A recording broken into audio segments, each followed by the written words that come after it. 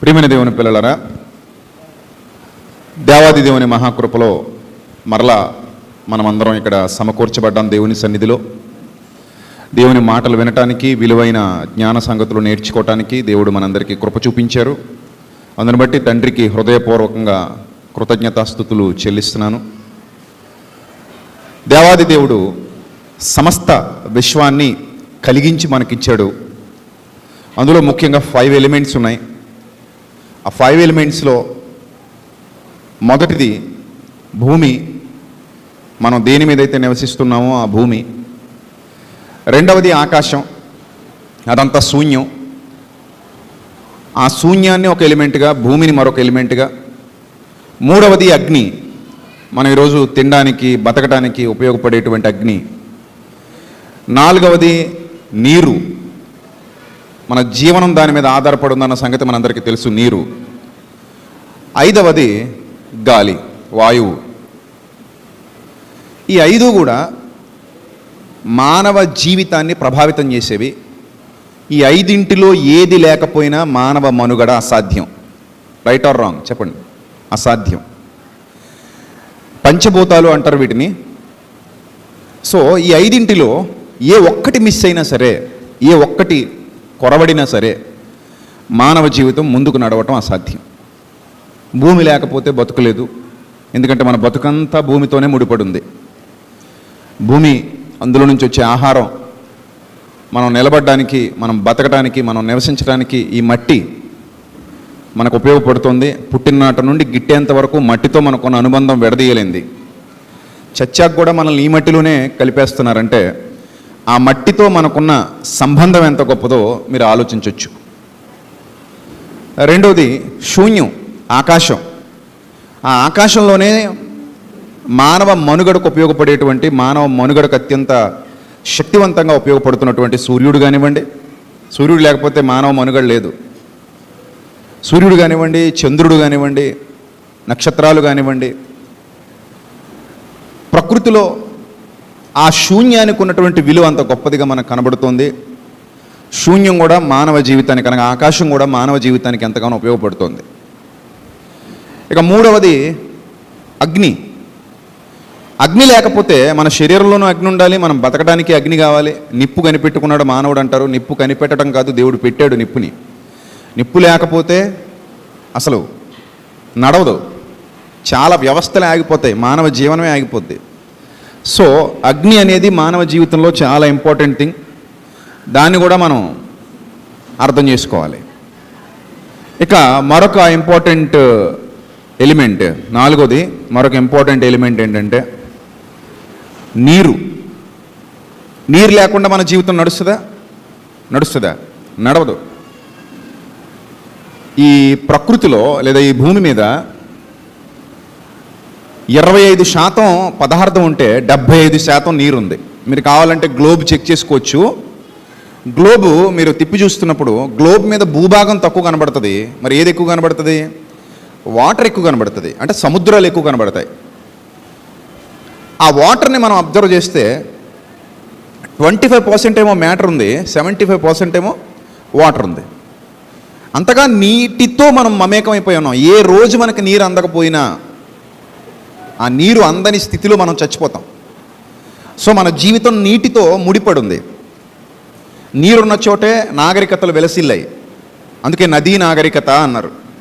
Nile నదీ నాగరికత, సింధు నదీ నాగరికత. ఇలా ఎక్కడైనా సరే నీరు ఎక్కడైతే పుష్కలంగా లభించిందో అక్కడే నాగరికతలు వెలసిల్లాయి. కాబట్టి నీటితో మనిషికున్న అనుబంధం చాలా గొప్పది. నీరు లేకపోతే మనిషి బ్రతుకు ఎందుకు పనికిరాదు. రైట్. ఇక 5వది, ఈరోజు మన ప్రసంగానికి అత్యంత ప్రాధాన్యతను సంతరించుకున్నది వాయువు, అనగా గాలి. మనం ఇప్పటివరకు మాట్లాడుకున్న ఎలిమెంట్స్ అన్నీ కంటికి కనబడతాయి. ఆ 4 ఎలిమెంట్స్కి ఉన్నట్టు ఏంటంటే కంటికి కనబడతాయి. ఏది? అగ్ని కంటికి కనబడుతుంది, నీరు కంటికి కనబడుతుంది, భూమి కంటికి కనబడుతుంది, ఆకాశం కూడా కంటికి కనబడుతుంది. ఏదో ఒక రూపం ఉంది దానికి. పైకి వెళ్ళే కొలది రూపం లేకుండా పోద్ది, కానీ ప్రస్తుతానికి మాత్రం ఆ శూన్యం అంతా మనకు ఒక నీలం రంగులో కనబడుతుంది, నీలి రంగు ఆకాశంలో కనబడుతుంది. అలా వెళ్ళే కొలది, ఆ మేఘాలు దాటుకుంటూ వెళ్ళే కొలది ఆ శూన్యం, ఆ కలర్ తప్ప మనకు ఆ శూన్యం అంతా తప్ప ఏం ఉండదు ఇంక అక్కడ. సో ఈ 4 ఎలిమెంట్స్ కూడా మన కంటికి కనబడుతున్నాయి. కనిపించని ఎలిమెంట్ ఏదైనా ఉంది అని అంటే అది మాత్రం వాయువు. మన చుట్టూ వ్యాపించింది. మనం ఆ గాలిని పీల్చుతున్నాం, వదులుతున్నాం. ఆ గాలి మనల్ని తాకుతూ వెళుతున్నప్పుడు ఆ స్పర్శ మనకు అర్థమవుతుంది, దాన్ని మనం స్పర్శిస్తున్నాం. సో మనకు ఊపిరి, గాలి అంటే మనకు ఊపిరి, మన ప్రాణం నిలబడుతుంది. దేవుడు ఆ విధంగా ఏర్పాటు చేశారు. గాలి పీల్చుకొని బతికే విధంగా ఏర్పాటు చేశారు. కాబట్టి మన ఊపిరితిత్తులకు ఆక్సిజన్ ఎంత అవసరమో, ప్రాణవాయువు. అందులో కూడా గాలిలో కూడా ఎన్నో రకాలు ఉన్నాయి. మళ్ళీ వాయువులు 1 కాదు 2 కాదు, చాలా రకాల వాయువులు ఉన్నాయి. మనకు తెలిసినవి కొన్ని, ఇంకా తెలియనివి ఎన్ని ఉన్నాయో మనకు తెలియదు. కానీ సో అలా ఈ వాయువును దేవుడు మానవ జీవితంలో ఒక భాగం చేసేసాడు. ఆ వాయువును గురించి భక్తుడు మాట్లాడుతూ, ఆ వాయువును ఉద్దేశించి భక్తుడు మాట్లాడుతూ కొన్ని చిత్ర విచిత్రమైన పదజాలాలు గ్రంథంలో వ్రాయబడ్డాయి. ఒకసారి మనం గ్రంథాన్ని తెరిచి చూస్తే, నా ఇంట్రడక్షన్ పూర్తయింది, మీ అందరికీ అర్థమైందని అనుకుంటున్నాను. సో నేను సబ్జెక్ట్లోకి వెళ్తున్నాను. రైట్. మనం ఒకసారి గ్రంథాన్ని తెరిచి చూస్తే ప్రసంగి గ్రంథంలో ఈ గాలిని గురించినటువంటి పదాలు ఎక్కువగా వాడబడ్డాయి. ముఖ్యంగా ప్రసంగి గ్రంథం 2వ అధ్యాయము మొదటి నుంచి మనం అబ్జర్వ్ చేస్తే ఇక్కడ భక్తుడు తన యొక్క గతాన్ని గురించి మాట్లాడతాడు. అంటే ఈ జీవితంలో తనకు అనుగ్రహింపబడినటువంటి ఈ 60, 70, 80 ఏళ్ల జీవితంలో అసలు నేనేం చేయాలి అన్న ఆలోచనలు అందరికి వస్తాయి కదా. ఇప్పుడు మనం అందరం కూడా ఈ జీవితం అనే యుద్ధంలో ఉన్నాం. మనందరం పోరాడుతున్నాం. ఏమే రైట్? పోరాడుతున్నాం. ఇక్కడ కూలివారు ఉన్నారు, ఆటో డ్రైవర్లు ఉన్నారు, లారీ డ్రైవర్లు ఉన్నారు, ఉద్యోగస్తులు ఉన్నారు, వ్యాపారస్తులు ఉన్నారు కదా. ఏవో చిన్న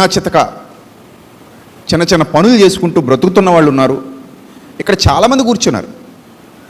మనం అందరం కూడా ఈ జీవితం అనే పోరాటాన్ని ముందుకు తీసుకెళ్తున్నాం. మనకి అన్నం కావాలి, గూడు కావాలి, మనకు పుట్టిన పిల్లలకు మనం ఏదో చెయ్యాలి. అది బాధ్యత. ఆ బాధ్యతలో నెరవేర్చాలి. అట్ ద సేమ్ టైం మనం బతకాలి, మన కుటుంబాన్ని బతికించుకోవాలి, పోరాడాలి, ఎంతో కొంత సంపాదించాలి. ఈ భూమి మీద మన బాధ్యతలు పూర్తి చేసుకుని ఏదో ఒక రోజు చచ్చిపోవాలి. ఇది మనందరికీ తెలుసు. ఇక్కడే కొన్ని వాస్తవాలు మరుగు చేయబడుతున్నాయి. ఆ వాస్తవాలు ఏంటంటే, మనం కేవలం బతకాలని మాత్రమే అనుకోవట్లేదు. ఒక భయంతో బతుకుతున్నాం మనం. ఆ భయం ఏంటంటే, ఇది సరిపోతుందా అనే భయం. ఈ భయం అందరిలో ఉంది. నాకు లేదన్న వాళ్ళు ఎవరు ఉండరు ఇక్కడ. ఇప్పుడు నాకున్నది సరిపోతుందా అనే భయం ప్రతి ఒక్కరిలో ఉంటుంది. ప్రతి ఒక్కరిలో, ఆ మనిషి ఈ మనిషి అని కాదు, ప్రతి మనిషికి ఆ భయం ఉంటుంది. ఇప్పుడు నాకున్నది సరిపోతుందా? ఆ క్వశ్చన్ మార్క్ ఒక్కటే మనల్ని పరుగులెత్తేలా చేస్తుంది. ఇప్పుడు సరిపోదు అనే ఆన్సర్ వచ్చిన తర్వాత నీ క్వశ్చన్కి ఎంత అయితే సరిపోతుంది అనే నెక్స్ట్ క్వశ్చన్ ఉద్భవిస్తుంది. ఎంత అయితే సరిపోతుంది అనే నెక్స్ట్ క్వశ్చన్ ఉద్భవించిన తర్వాత నీ దగ్గర దానికే ఆన్సర్ ఉండదు. ఉందని అనుకుంటాం తప్ప ఉండదు. సరే, ఎంత అయితే సరిపోతుంది అన్న క్వశ్చన్ వచ్చినప్పుడు ఒక్కో మెట్టు ఎక్కుతున్నప్పుడు ఆ ఎక్కిన ప్రతి మెట్టు మనకు ఎలా కనిపిస్తుందో తెలుసా? ఎక్కిన ప్రతి మెట్టు మన కాలి కిందికి పోతున్నటువంటి తరుణంలో, ఇంకా ఎక్కడానికి చాలా మెట్లు కనబడుతున్నటువంటి తరుణంలో మనకి ఏమనిపిస్తుంది అంటే, ఇప్పటి వరకు ఎక్కువచ్చిన ఏ మెట్టు కూడా నాకు సరిపోదు, ఇది ఇంకా సరిపోదు. కానీ విచిత్రం ఏంటంటే, నువ్వు ఇప్పటికి ఎన్నో మెట్లు ఎక్కేసి ఉంటావు, కానీ కొన్ని కోట్ల మంది అందులో కొన్ని మెట్లు కూడా ఎక్కకుండా ఎక్కడో అడుగు బాగా నుండి హాయిగా బతికేస్తున్న వాళ్ళు కూడా ఉంటారు. నా పాయింట్ మీకు అర్థం కావాలి. ఇప్పటికీ నువ్వు ఒక 20-30 మెట్లకి పైకి వెళ్ళిపోయి ఉండుంటావు. 20-30 మెట్ల మీద నిలబడిన నువ్వేమనుకుంటున్నావు అంటే ఇంకా నాకు సరిపోదు అనుకుంటున్నావు. కానీ ఒక్క మెట్టు కూడా ఎక్కకుండా కిందనెక్కడో ఉండి, ఆ 20-30 మెట్ల క్రింద ఎక్కడో ఉండి బతికేస్తున్న వాళ్ళు కూడా సమాజంలో ఉన్నారు. కోట్ల మంది ఉన్నారు. ఇది రియాలిటీ. ఈ 20-30 మెట్ల మీద ఉన్న నువ్వేమనుకుంటున్నావు అంటే, ఇంకా నాకు సరిపోదు కాబట్టి ఇంకా నేను ఎక్కువ సాధించాలి, ఇంకా ఎక్కువ ఎత్తుకు ఎదగాలి, ఇంకా ఎక్కువ ఎత్తుకు వెళ్ళాలి, ఇంకా ఎక్కువ కావాలి, ఇంకా అధికంగా కావాలి. సో దీనికి ఎవరూ అతిథులు కారన్నట్టు ఈరోజు సమాజంలో అందరం కూడా అదే భావజాలలో ఉన్నాం. నాకు ఇది సరిపోదు అనే భావజాలంలో. మీ మనసు కనిపిస్తుందా? నాకు ఇప్పటికి చాలు, ఇలా ఉంటే చాలని ఎవరికైనా అనిపిస్తుందా? నాకు ఇలా పోతే చాలు అనిపిస్తుందండి. ఎప్పుడు ఇదే ఆలోచన వస్తుంది. ఇంక ఎప్పుడు ఎదగాలని ఎప్పుడు అనుకోను, ఎక్కాలని అనుకోను, సరిపోదన్న భయం నాకు లేదు, సరిపోద్దన్న ధైర్యమే ఉంది నాకు అనేవాళ్ళు ఎంతమంది ఉన్నారు ఇక్కడ? Please raise your hand. అలాంటి వాళ్ళు ఎవరైనా ఉంటే. ఇంకెక్కాలని నేనేం అనుకోవట్లేదు, నాకు ఇది ఎక్కువైపోయిందండి బాబు, ఇప్పటికే ఎక్కువైపోయింది అనేవాళ్ళు ఒక్క ఆయన కనబడుతున్నాడు.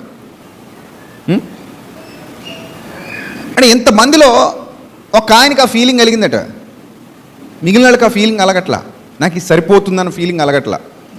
ఇంకా కావాలి అనిపిస్తుంది. కాబట్టి మనం పరుగుల మీద పరుగులు తీస్తున్నాం. ఇదే భావజాలం ఈ గ్రంథాన్ని రాస్తున్నటువంటి భక్తుడికి కూడా కలిగింది. ప్రారంభంలో ఆయన ఏమనుకున్నాడంటేనట, ఆయనకి ఇంకా సంతోషం యొక్క లోతెంతో చూడాలి, ఆనందం యొక్క లోతెంతో చూడాలి, ఇంకా నేను చాలా సంపాదించుకోవాలి, చాలా ఎంజాయ్ చేయాలి, చాలా సుఖపడాలి. మనిషికున్న ఆలోచన ఏంటంటే, కళ్ళ ముందున్న ఆనందాన్ని అనుభవించకుండా అనుకుంటాడు ఆనందం ఎక్కడో దూరంగా ఉందనుకుంటాడు, అదో సంవత్సరం తర్వాత నాకు వస్తుంది అనుకుంటాడు. ఉదాహరణకి నేను ఒక ఎగ్జాంపుల్ చెప్తాను. ప్రస్తుతానికి నువ్వు నీ బండి మీద తిరుగుతున్నావు, ఆల్రెడీ నీ బండి ఉంది, కారు ఉంది, ప్రస్తుతానికి తిరుగుతున్నావు. కానీ మనసుకి ఏమనిపిస్తుంది అంటే, ఇప్పుడున్న ఈ బండి కంటే కూడా ఇంకో బండి ఏదో వచ్చిందట, మనం ఒక 2 సంవత్సరాల తర్వాత దాన్ని కొనాలి, అది కొన్న తర్వాత నేను చాలా ఆనందంగా ఉంటాను. ఇప్పుడున్న ఈ కారు కాకుండా ఇంకో కొత్త కారు ఏదో వచ్చిందట, కొత్త మోడలు, అదైతే నాకు అనుకూలంగా ఉంటుందట. సో ఆ కారు కొన్న తర్వాత నేను చాలా ఆనందంగా ఉంటాను. ఇప్పుడు నేను ఆల్రెడీ ఒక ఇంట్లో ఉంటున్నాను, ఈ ఇంట్లో నాకు ఆనందం దొరకదు. ఒక మంచి ఇల్లు కట్టబోతున్నాను లేదా కొనబోతున్నాను, పోనీ వేరే చోట ఎక్కడో అపార్ట్మెంట్ కొనబోతున్నాను, వేరే చోట ఏదో న్యూ బిల్డింగ్ కన్స్ట్రక్షన్ చేయబోతున్నాను. అక్కడ అది కొన్న తర్వాత నాకేముంటుంది? చాలా ఆనందం ఉంటుంది. అక్కడ ఉన్న ఆనందం. ఇప్పుడు అలా అనుకొని ఏదో రోజు కష్టపడి అక్కడికి వెళ్తాడు.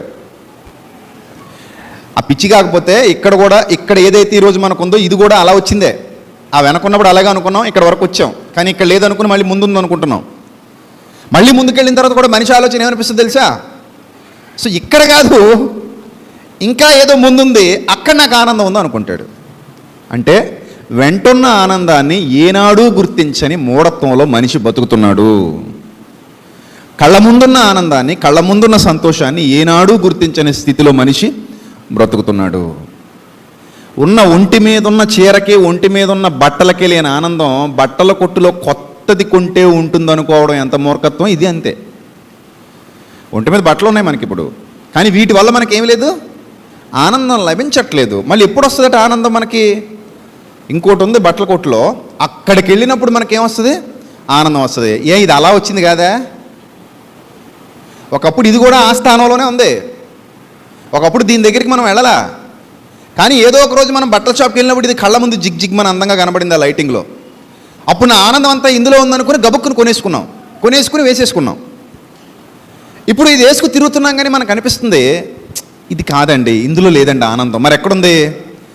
మళ్ళీ అదే బట్టల కొట్లో, మళ్ళీ ఇది ఇంకో బట్టల కొట్లో, అక్కడ ఉన్నటువంటి కొత్త బట్టల్లో ఏదో ఒక జతలో మనకు ఆనందం ఉంది. దాన్ని తీసుకోవడానికి పరుగులు తీస్తాం. మనిషి జీవితం ఎలా మారిపోయిందో మీరు ఆలోచించండి. ఒకటి కావాలనుకుంటున్నాడు, దానికోసం పరుగులు తీస్తున్నాడు, అది దొరుకుతుంది, మళ్ళీ దృష్టి వేరే మీదకి మళ్ళీపోతుంది, మళ్ళీ వేరే దానికి మీద మళ్ళీపోయినప్పుడు అక్కడే ఆనందం ఉందనుకుంటున్నాడు, అక్కడికి పరుగులు తీస్తున్నాడు, దాన్ని పట్టుకుంటున్నాడు. మళ్ళీ ఇక్కడ ఆనందం లేదని డిసైడ్ అయిపోతున్నాడు, మళ్ళీ వేరే చోట ఉందనుకుంటున్నాడు, అక్కడ సంతోషం ఉందనుకుంటున్నాడు, మళ్ళీ అక్కడికి పరుగులు తీస్తున్నాడు, అక్కడికి వెళ్ళిన తర్వాత మళ్ళీ అక్కడ లేదని డిసైడ్ అయిపోతున్నాడు. ఇంకెంతకీ ఎక్కడుందో ఎప్పటికీ మానవుడు కనిపెట్టలేకపోయాడు. ఎప్పటికీ స్టిల్ ఇంకా వెతుకుతూనే ఉన్నాడు, ఇంకా వెతుకులాట్లోనే ఉన్నాడు. చిన్నప్పటి నుంచి మన ఆలోచనలు ఎలా మారాయో లేదో చూడండి. మాకు ఏ కోరికలు లేవండి, ఇల్లు కట్టుకుంటే చాలు అంటారు. ఇల్లు కట్టేసుకున్న తర్వాత అబ్బాయి ఈ ఇల్లు బాగాలేదండి, ఇంకోటి కట్టుకోవాలని అంటారు. అవునా కాదా? అసలు ఈ ఇల్లు కట్టేటప్పుడే ఇందులో మాకు ఆనందం ఉందని కడతారు. మళ్ళీ ఇప్పుడు ఏమంటారు, ఇందులో ఆనందం పోయిందండి, మళ్ళీ ఇంకోటి కట్టాలి. ఈ వస్తువు కొనుక్కోవాలి, మళ్ళీ ఈ వస్తువులో ఆనందం చచ్చిపోయింది, మళ్ళీ ఇంకో వస్తువు కావాలి. ఈ డబ్బు సరిపోద్ది మనకు అనుకుంటారు, ఆ డబ్బు వరకు ప్రయాసపడతారు, ఆ డబ్బు వచ్చేస్తుంది. కానీ వెనకున్న డబ్బు మీద ఇంట్రెస్ట్ ఉండదు, రాబోయే డబ్బు మీద ఇంట్రెస్ట్ ఉంటుంది. అవునా కాదా ఆలోచించండి. వెనకేసిన డబ్బు మీద ఇంట్రెస్ట్ చచ్చిపోయింది.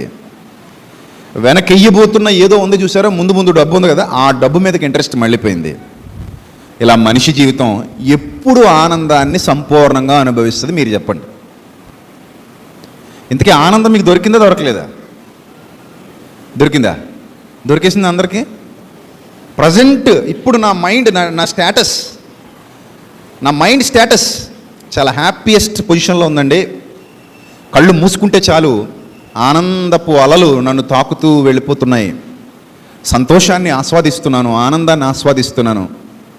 I mean happiest moment in this time. Yes, it's true అని చెప్పగలిగే పొజిషన్లో మనం లేము. అమ్మాయికి పెళ్లి చేస్తే సరిపోద్దండి ఆనందం అని అంటాడు, పెళ్ళయ్యాక పురుడు పోస్తే ఆనందం అంటాడు, పురుడు పోసిన తర్వాత మనవడికి బారసాల అంటాడు, ఆడికి బంగారపు గొలుసు అంటాడు, ఆ తర్వాత అల్లుడికి బండి అంటాడు, ఆ తర్వాత ఇంకోటేదో అంటాడు. ఇలా లైఫ్లో ఒకదాని తర్వాత ఇంకోటి, ఒకదాని తర్వాత ఇంకోటి, ఒకదాని తర్వాత ఇంకోటి వస్తూనే ఉంటాయి. అలా వస్తూ ఇంకా నీకు ఆనందం ఎక్కడో ఉంది, ఇక్కడ లేదు అనే భ్రమలో, భావజాలంలో మనిషి మునిగి తేలుతూ చివరికి అదే భావజాలంతో మట్టిలోకి వెళ్ళిపోతున్నాడు. మీకు ఒక జోక్ చెప్పనా? కొన్ని కోట్ల మంది భూమి మీద బతికి చచ్చిపోయారు. ఆ కోట్ల మంది చచ్చిపోయిన వాళ్ళు ఆనందం కోసం వెతుకుతూనే చచ్చిపోయారు, దొరకలేదు వాళ్ళకి. ఇది పచ్చి నిజం. దొరకక చచ్చిపోయారు, ఇంకా దొరకలేదు వాళ్ళకి. ఎందుకు దొరకలేదంటే చావుకి వెళ్ళేంత వరకు కూడా ఆనందం ఇంకా ఎక్కడో ముందుంది అనుకున్నారు తప్ప ఈ క్షణంలో నాకు ఏం తక్కువ అని ఆలోచించుకోలేకపోయారు వాళ్ళు. ఈ క్షణంలో నాకు ఏమి లోటు అని ఆలోచించుకోలేకపోయారు. ఈ క్షణంలో నాకు ఏమి ఇబ్బంది ఉంది అని ఆలోచించుకోలేకపోయారు. ఈ క్షణంలో నేను ఏం మిస్ అయిపోయాను అని ఆలోచించుకోలేకపోయారు. ఉన్నదానిని అనుభవించలేకపోయారు, ఉన్నదానిని ఆస్వాదించలేకపోయారు, ఉన్నదానిని కళ్ళ ముందున్న దానిని ఎంజాయ్ చేయలేకపోయారు. అది వాళ్ళ లైఫ్లో వాళ్ళు మిస్లీడ్ చేసుకున్నటువంటి పాయింట్. ఇక్కడ భక్తుడు మనకు నేర్పించేటువంటి అద్భుతమైన పాఠం ఏంటంటే, ఆ పాఠాన్ని చూడండి ఎంత బాగుందో. ప్రసంగి గ్రంథంలో 2వ అధ్యాయంలో ఆయన అంటాడు, 3వ వచనం, నా మనస్సు ఇంకనూ జ్ఞానం అనుసరించుచుండగా ఆకాశం క్రింద తాము బ్రతుకు కాలమంతయు మనుష్యులు ఏమి చేసి మేలు అనుభవిస్తారో చూడాలని తలంచాడట. ఏం చేసి మేలు అనుభవిస్తారో చూడాలని తలంచినప్పుడట, నా దేహమును ద్రాక్షారసము చేత సంతోషపరుచుకుందునని నీవు. రోజు ఇది రిపీట్ అవుతుంది చూడండి. తాగుబోతోళ్ళ దగ్గరికి వెళ్ళి చూడండి, తాగుబోతోళ్ళ దగ్గరికి. ఈరోజు తాగుతారు కదా, ఈరోజు చాలా హ్యాపీ ఫీల్ అయిపోయామనుకుంటారు, మళ్ళీ రేపు ఆ హ్యాపీనెస్ ఇంకా దొరకలేదని మళ్ళీ తాగుతారు. ఇంకా పూర్తి అవ్వలేదు అది, మళ్ళీ ఎల్లుండి మళ్ళీ తాగుతారు, అవతల ఎల్లుండి మళ్ళీ తాగుతారు. అలా తాగి విపరీతంగా తాగేసి, లిమిట్ లేదు ఇంకా దానికి, నో లిమిట్, పీకల దాకా తాగడమే. ఏమండి, ఆ అతి వాళ్ళకి అనర్థాన్ని చేటును కలుగజేసి వాళ్ళ అవయవాల్ని దహించేసిన తర్వాత అప్పుడు బాధపడతారు కదా. ఈ ద్రాక్షారసము చేత సంతోషపరుచుకుందునని మతిహీనత యొక్క సంగతి అంతయు గ్రహింతుననియు నా మనస్సులో నేను యోచన చేసుకుంటుని, నేను గొప్ప పనులు చేయబూనుకుంటుని. ఇక్కడ నుంచి మొదలవుతుంది ఇప్పటివరకు మనం చెప్పుకున్నది. నా కొరకు ఇండ్లు కట్టించుకుంటుని. ఏంటట? ఇల్లు. నిజమే కదా, ఇంట్లో హ్యాపీనెస్ ఉంటుందా ఉండదా? కొత్త ఇల్లు అనేసరికి ఇంకా హ్యాపీనెస్ ఉంటుంది, పాత ఇల్లు అనేసరికి అలవాటు అయిపోయింది కదా, పెద్ద బాగోదు కదా. ఇప్పుడు మనందరికి ఏం కావాలి? కొత్త ఇల్లు కావాలి. అంటే సంతోషం అంతా ఎక్కడుంది? ఇప్పుడు ఇక్కడ పడుకున్నప్పుడు నిద్ర కాదు ఇది, ఆ ఇంట్లో పడుకుంటేనే నిద్ర. ఇక్కడ తినే తిండి కాదు, ఆ ఇంట్లో తింటేనే తిండి కదా. కొత్త ఇల్లు కావాలి, అది ఇల్లు కట్టించుకోవాలనుకున్నాడట. నెక్స్ట్ ద్రాక్ష తోటలే నాటించుకున్నాడట. నాకు కావాలి, ఏం కావాలంటే ద్రాక్ష తోటలు కావాలి. ఈ 10 ఎకరాలు ఆయిందే అనాలి, ఈ 20 ఎకరాలు ఈందే అనాలి, ఈ 30 ఎకరాలు ఈందే అనాలి, ఈ 100 ఎకరాలు ఈందే అనాలి. అక్కడికి వెళ్ళి నిలబడిన తర్వాత అమ్మయ్య ఈ 100 ఎకరాలు నాదే అనుకోవాలి. కానీ 100 ఎకరాలలో పండే ద్రాక్ష పళ్ళు నువ్వు ఒక్కడు తినగలవా? చచ్చిపోతావు. నీకు మహా అయితే 1/4 కేజీ ద్రాక్ష పళ్ళు ఎక్కువ, లేదా గట్టిగా తింటే పళ్ళు పులిసిపోతే 1/2 కేజీ ద్రాక్ష పళ్ళు ఎక్కువ. ఒకవేళ తాగేస్తాను జ్యూస్ కొట్టుకుని అనుకున్నా కూడా కేజీ ద్రాక్ష పళ్ళకు మించి జ్యూసు తాగి చావలేవు. ఇంకా తాగుతానంటే చచ్చి ఊరుకుంటావు, కడుపు ఉబ్బిపోద్ది కదా. 100 ఎకరాల తోట ఉన్నా ఏదో ఉందన్న పేరుకు తప్పితే ఉండి నీ కడుపుకి ప్రయోజనం ఏమీ లేదు. ఎందుకంటే నీ కడుపుకి కొంత సరిపోద్ది, అంతక్కర్లేదు, కొంత సరిపోద్ది. పొద్దున 100 ఎకరాలు సంపాదించుకుని రాత్రికి చచ్చిపోయేటప్పుడు మధ్యాహ్నం తినే ఆ 1 కేజీ ద్రాక్ష పళ్ళ కోసం సాయంత్రం చచ్చిపోయిన తర్వాత వెనక్కి తిరిగి చూసుకుంటే ఏమనిపిస్తుంది తెలుసా? ఈ 100 ఎకరాలు నాకు అవసరమా? ఇంత టెన్షన్ పడ్డానా ఈ 100 కోసం? ఇంత శ్రమ పడ్డానా? ఈ కేజీ ద్రాక్ష పళ్ళు కొట్టు మీద కొనేసుకుంటే అయిపోను కదా అనిపిస్తుంది. అంత సింపుల్గా ముగిసిపోతే జీవితం. ఇప్పుడు తెలియదంటే మనకి ఇవన్నీ నేర్పించినా ఈ బోధ ఇప్పుడు తలకెక్కదు. ఈ బోధ తలకెక్కాలి అంటే మనం చావాలి. జ్ఞానవంతుడైతే ఈ బోధన బతికుండగా తలకెక్కించుకుంటాడు. బుద్ధిహీనుడు చచ్చేంత వరకు తలకెక్కించుకోడు. చచ్చిన తర్వాత ఆటోమేటిక్గా ఎక్కుద్ది, ఇక ఆ తర్వాత ప్రయోజనం లేదు.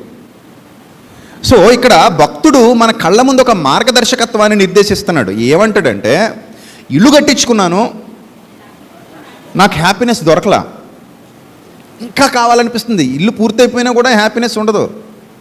కొన్ని కోట్ల రూపాయలు పెట్టి ఇల్లులు కట్టేస్తారు. సంబరం ఎంతసేపు ఉంటుంది అనుకుంటున్నారు? కొంతసేపే. తర్వాత ఆ ఇల్లు మనకు అలవాటైపోద్ది. అలవాటైపోయిన తర్వాత ఓ సింతే కదా అనిపిస్తుంది. ఏదైనా అంతే. కొత్త ఫోన్ కొనుక్కున్నప్పుడు ఎలా ఉంటుంది చెప్పండి? కొత్త ఫోన్ కొనుక్కున్నప్పుడు యాప్స్ అన్నీ ఇన్స్టాల్ చేసేసుకుని ఈ యాప్, ఆ యాప్, ఆ యాప్, ఈ యాప్, ఫోటోలు కూడా కెమెరా నా క్వాలిటీ ఎంత బాగుందో చూసావని ఒక 20-30 ఫోటోలు కొత్తలో కొట్టేసుకుంటావు. తర్వాత కెమెరా ఓపెన్ చేయబుద్ది అవ్వదు. ఇప్పుడు ఏదైనా తప్పదు అనుకున్నప్పుడు కెమెరా ఓపెన్ చేస్తావు తప్ప సెల్ఫీలు తీసుకోవడం, చూసుకుని మురిసిపోవడం, తీసుకుని మురిసిపోవడం ఇంకేం ఉండవు. అయిపోయింది. ఎందుకంటే కొత్త కొమ్మన్నా అని కొత్తలో ఉన్న ఇది ఇక ఆ తర్వాత కంటికి కనబడట్లేదు. చూసావు? ఈవెన్ ఫోన్ కానివ్వు, కారు కానివ్వు, ఇంట్లో వాడే వస్తువు కానివ్వు, ఏదైనా సరే అది నీకు కొంతకాలం మాత్రమే ఆనందాన్ని ఇస్తుంది. తర్వాత నీ ఆనందాన్ని తీసేసుకుంటుంది. చాలు, ఇంకా ఎక్కడో ఉంది, అక్కడ వెతుక్కో, ఇక్కడ లేదంటుంది. ఇక్కడ లేదు నీ ఆనందం, ఇంకో చోట ఉంది, వెతుక్కో అంటుంది. ఈ వలయంలోనే మానవులందరూ పడి కొట్టుకు చేస్తున్నారు. ఈ వలయంలోనే. సో అంటే ఒక సరైన నిర్ణయం తీసుకోలేని దశ.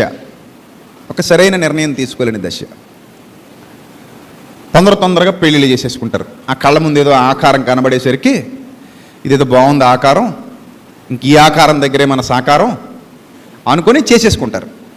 ఒక 5-6 నెలలు గడిచిన తర్వాత రాంగ్ డెసిషన్ తీసేసుకున్నానండి అంటారు. ఏం తీసేసుకున్నావు? Wrong decision. అప్పటికే చేతులు కాలిపోయాయి. ఇంకేం చేయగలవు? ఏం చేయలేవు. అంటే లైఫ్లో ఏం కావాలో డిసైడ్ చేసుకోలేని అంత అమాయకత్వం. ఇప్పుడు అక్కడ ఆనందం లేదా, ఆ వ్యక్తి దగ్గర ఆనందం లేదా, మరి ఏం చేయాలి? ఇంకేం చేస్తావు? అయిపోయింది, గోదావరిలో మునిగిపోయావు. సో ఇలా చాలా జీవితాలు ఉన్నాయి. తొందరపాటు నిర్ణయాలు. నెక్స్ట్, నా కొరకు తోటలు, శృంగార వనములు వేయించుకుని వాటిలో సకల విధములైన ఫలవృక్షములను నాటించినంటే ఒక రకంగా ఈ పార్కులు అనమాట. శృంగార వనాలంటే ఉద్యానవనాలు. తక్కువ మంది ఉన్నారు దీనికి, దాదాపు 1000 మంది ఉన్నారు. ఈ 1000 మందితో ఆ తోటలో గడపడానికి అనమాట శృంగార వనాలు. ఎక్కడ నో లిమిట్ అన్నట్టు, అన్లిమిటెడ్, అన్నింటికీ అన్లిమిటెడ్. ఈయనకి ఫుడ్డు, తోటలు, ఇళ్ళు, పెళ్ళాలు, ఆస్తులు, అంతస్తులు, వెండి, బంగారం, బట్టలు, తిండి. ఆ భోజన బల్ల గురించి ఆలోచిస్తేనే మతిపోద్ది మనకి. అసలు అన్నీ ఈయన తినేసేవాడా అనిపిస్తుంది. ఎన్ని రకాలు, రోజుకి కొన్ని వందలు వధించేసేవారట ఈయన భోజన బల్ల కోసం. సొలొమోను గారి తిండి చూస్తే, ఆ మెను చూస్తే ఎన్ని మేకలు, గొర్రెలు, ఎద్దులు వధింపబడ్డమే. అలా వధించేసి వంటలు చేసి పెట్టేస్తుంటే ఎన్ని తింటాడు ఆ పొట్టకే? మొన్న ఎవడో బీబీక్యూ అని ఉంటుంది కదా, బార్బిక్యూ నేషన్, అందులో ఒకటి ఫోటో అంటే ఇచ్చారు బయట, ఈడికి లోపల అవకాశం లేదని. చూసారా వార్త వచ్చింది? కాకినాడలో ఉంది, ఎస్ఆర్ఎంటీలో ఉంది బీబీక్యూ. ఒకసారి వెళ్ళాం. మనిషికి 700-800 తీసుకుంటాడు. ఇంకా మీ ఇష్టం, అన్లిమిటెడ్, ఎంత తింటే అంత తినడమే. అక్కడ తిండిపోతులే వెళ్ళాలి. మనకులా కొంత తిని ఊరుకునే వాళ్ళకి సెట్ అవుతుంది. ఇంకా బాగా తిండి తినేవాడు ఎవడని వెళ్తే ఇంకా అన్లిమిటెడ్ ఫుడ్ అనమాట. నీ ఇష్టం వచ్చినంత బిర్యానీ, నీ ఇష్టం వచ్చినంత చికెను, నీ ఇష్టం వచ్చినంత మటను, నీ ఇష్టం వచ్చినన్ని రొయ్యలు, నీ ఇష్టం వచ్చినన్ని చేపలు, ఇంకా అక్కడ ఉన్న ఇంకా స్వీట్లు, ఐస్ క్రీములు, జ్యూసులు, పానీపూరీలు, ఇంకా చాక్లెట్లు, చాలా ఉంటుంది. ఆ మెనూ చూసేసరికి మనకి చెక్క కనిపించేస్తుంది. ఇంకా అన్ని తినేచ్చు నువ్వు, నీ ఇష్టం వచ్చినట్టు తినేయచ్చు. 3 గంటలు ఉండొచ్చు. 3 గంటల్లో ఎంత తింటంత తినేయచ్చు. 700-800 ఛార్జ్ చేస్తాడు. ఈడెవడో అలా వెళ్ళాడట, ఆడి సత్తా చూపించాడట అక్కడ. హడలెత్తి పెడతా ఇంక అమ్మో ఈయనెప్పుడు రానివ్వకూడదని చెప్పి ఆయన బ్యాన్ చేశారు. నీకెప్పుడు మా బీబీక్యూలోకి నీకు అనుమతి లేదు అని బయటకు గెంటేశారట. ఇంకెప్పుడు ఆ ఫోటో కూడా పెట్టేశారట. చూడండి, పోలీస్ స్టేషన్లో దొంగల ఫోటోలు అంటే ఇస్తారు కదా, ఇటు దొంగ అని అలాగ అంటిచ్చేసారట ఆడు ఫోటో. అంత తిన్నాడనమాట, గట్టిగా తిన్నాడనమాట. సో అప్పుడప్పుడు మనకు కూడా కనపడుతుంటారు, లేవరు వాళ్ళు పెళ్ళిళ్ళకి వెళ్ళినప్పుడు తగులుతుంటారు. 3 బంతులు అయిపోయినాడు, అలాగే ఉంటాడు బంతిలాగా.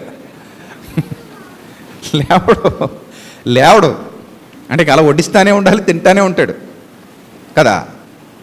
అలా ఎంత తిన్నా కూడా మరి వాళ్ళకి తృప్తి ఉండదేమో.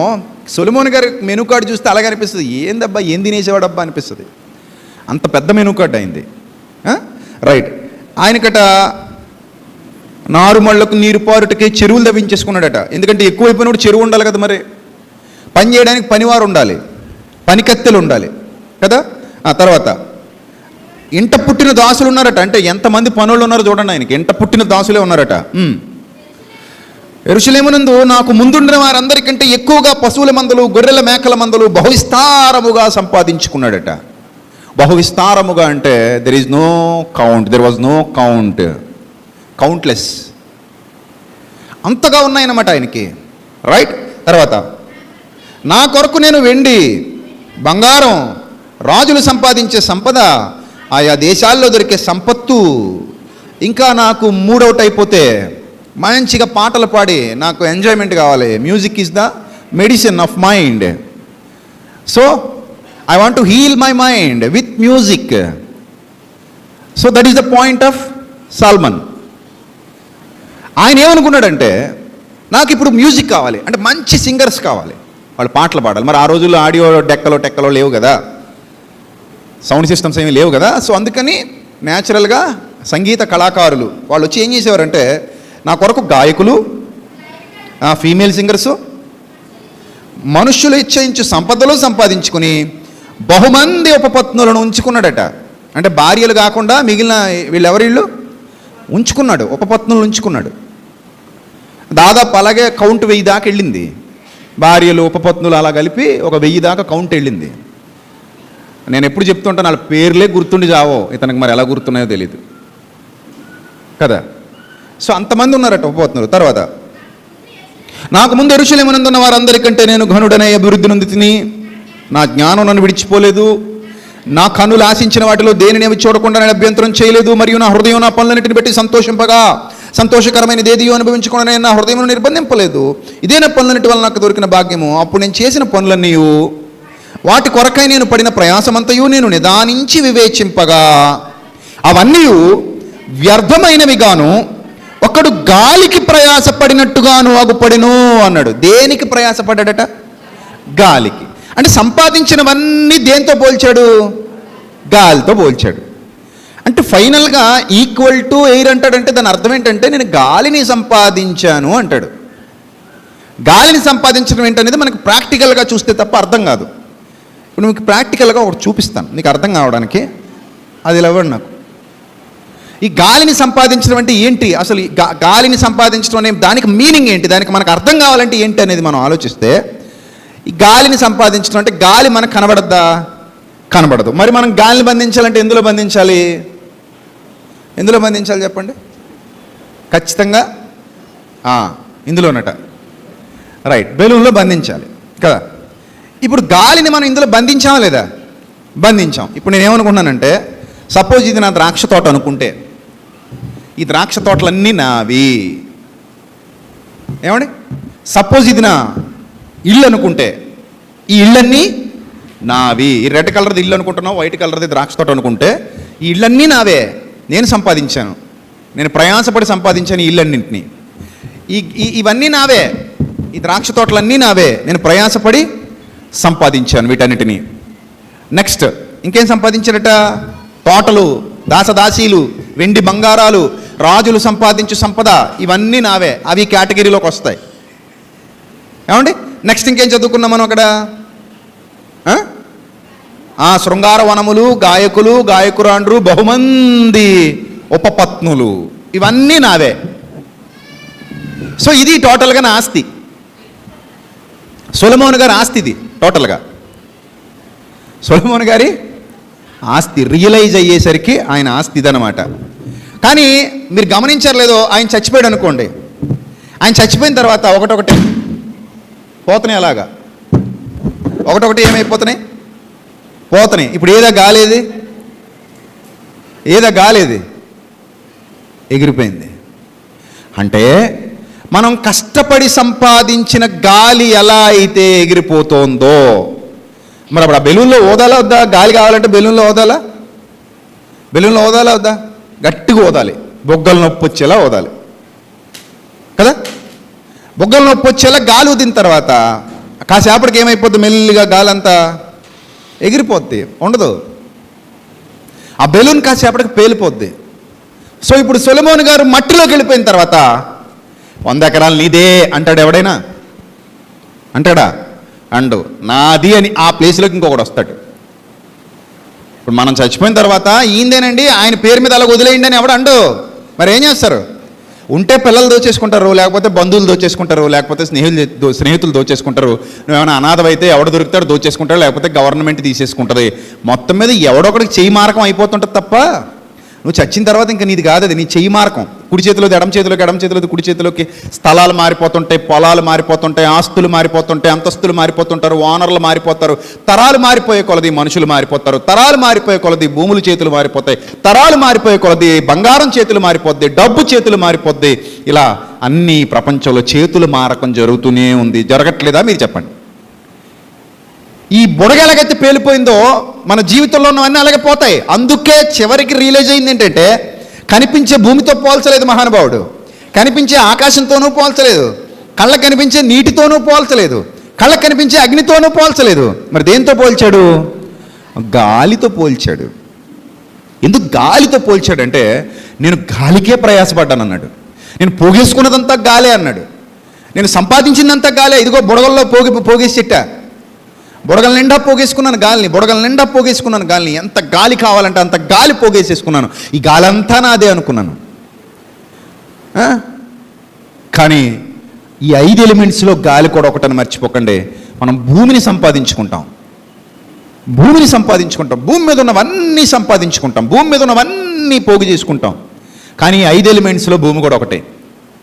దేవుడి దృష్టికి గాలి ఎంతో, భూమి అంతే. ఆకాశం ఎంతో, అగ్ని అంతే. అగ్ని ఎంతో, నీరు అంతే. పంచభూతాలు ఆయన దృష్టికి సమానమే. కానీ మనిషికి మాత్రం భూమి ఎక్కువ, భూమి మీద ఉన్నవన్నీ ఎక్కువ. అందుకే గాలికి ప్రయాసపడి పరుగులు తీస్తూ ఆనందం అనే దానికి అడ్రస్ తెలియక దాన్ని ఎక్కడో ఉందనుకుని ఇంకా దాన్ని వెనకెళ్తూనే ఉన్నాడు. ఎప్పటికీ బండి ఆగల, వేగంగా వెళ్తున్నాడు. దేన్ని పట్టుకోవడానికి? ఆనందాన్ని పట్టుకోవడానికి. బండి ఓవర్గా వెళ్తుంది, స్పీడ్ మీద వెళ్తుంది, 120, 100 ఎక్కుతుంది బండి. కానీ ఇంకా మనిషికి ఏం దొరకలేదు? ఆనందం దొరకలేదు. దొరుకుతుందా ఈ జీవితానికి? ఈ జీవితానికి దొరుకుతుందా? దొరకదు. దొరికేలా లేదు కూడా, దొరికేలా లేదు. ఎప్పుడైతే నీ లైఫ్లో నువ్వు రియలైజ్ అవుతావో, నువ్వు రియలైజ్ అయిన రోజు నీకు అర్థమవుతుంది, నేను అనవసరమైన ఆలోచనలతో ఉన్న ఈ క్షణాన్ని ఆస్వాదించలేకపోయాను. చాలామంది చర్చికి వస్తారా, కూర్చుంటారా, మనుషులే ఇక్కడ ఉంటారు, మనసు ఇక్కడ ఉండదు. మనసు తీసుకెళ్ళి ఎక్కడో పెడతారు, ఎవరి మీదో పెడతారు, ఎక్కడో ఉంటుంది మైండ్. విన్న వాక్యం కూడా సరిగా వినరు. ఇలాంటి మాటలు మీకు ఎక్కడ దొరకవు. ఇలాంటి లోతైన భావజాలంతో కూడిన బోధలు ఎవరు చేసే రోజులు కావివి. అంత మ్యానిపులేషను. ఏదో చర్చికి వెళ్ళామా లేదా అన్నట్టు కొందరు బ్రతుకులు ఉన్నాయి, ఏదో బోధించామా లేదా అన్నట్టు మరికొందరు బ్రతుకులు ఉన్నాయి. దాన్ని కూడా గొప్పగా చూపెట్టుకునేటువంటి దౌర్భాగ్యపు దినాల్లో మనం ఉన్నాం. కానీ వాస్తవం ఏదో, అవాస్తవం ఏదో, సత్యం ఏదో, అసత్యం ఏదో, ఎక్కడ మనకి సమృద్ధికరమైన ఆహారం దొరుకుతుంది, ఎక్కడ మనకి అవసరమైన ఆహారం దొరుకుతుంది, ఎక్కడ మనకి కావాల్సిన బోధ చేస్తున్నారు అనే భావజాలం కూడా ఈరోజు క్రైస్తవ సమాజంలో లేకపోవటం వలన దుర్బోధలే గొప్ప బోధలుగా, పనికి మాలిన బోధలే గొప్ప బోధలుగా, కల్పనా కథలే గొప్ప బోధలుగా, కామెడీ మాటలే గొప్ప బోధలుగా చలామణి అవుతున్నటువంటి రోజుల్లో అజ్ఞానులు ఈరోజు సంఘాలను ఏలుబడి చేస్తున్నారు. అజ్ఞానులు ఏలుబడి చేస్తున్నారు సంఘాలని. కూర్చున్న వారికి కూడా కనీసం కామన్ సెన్స్ లేదు.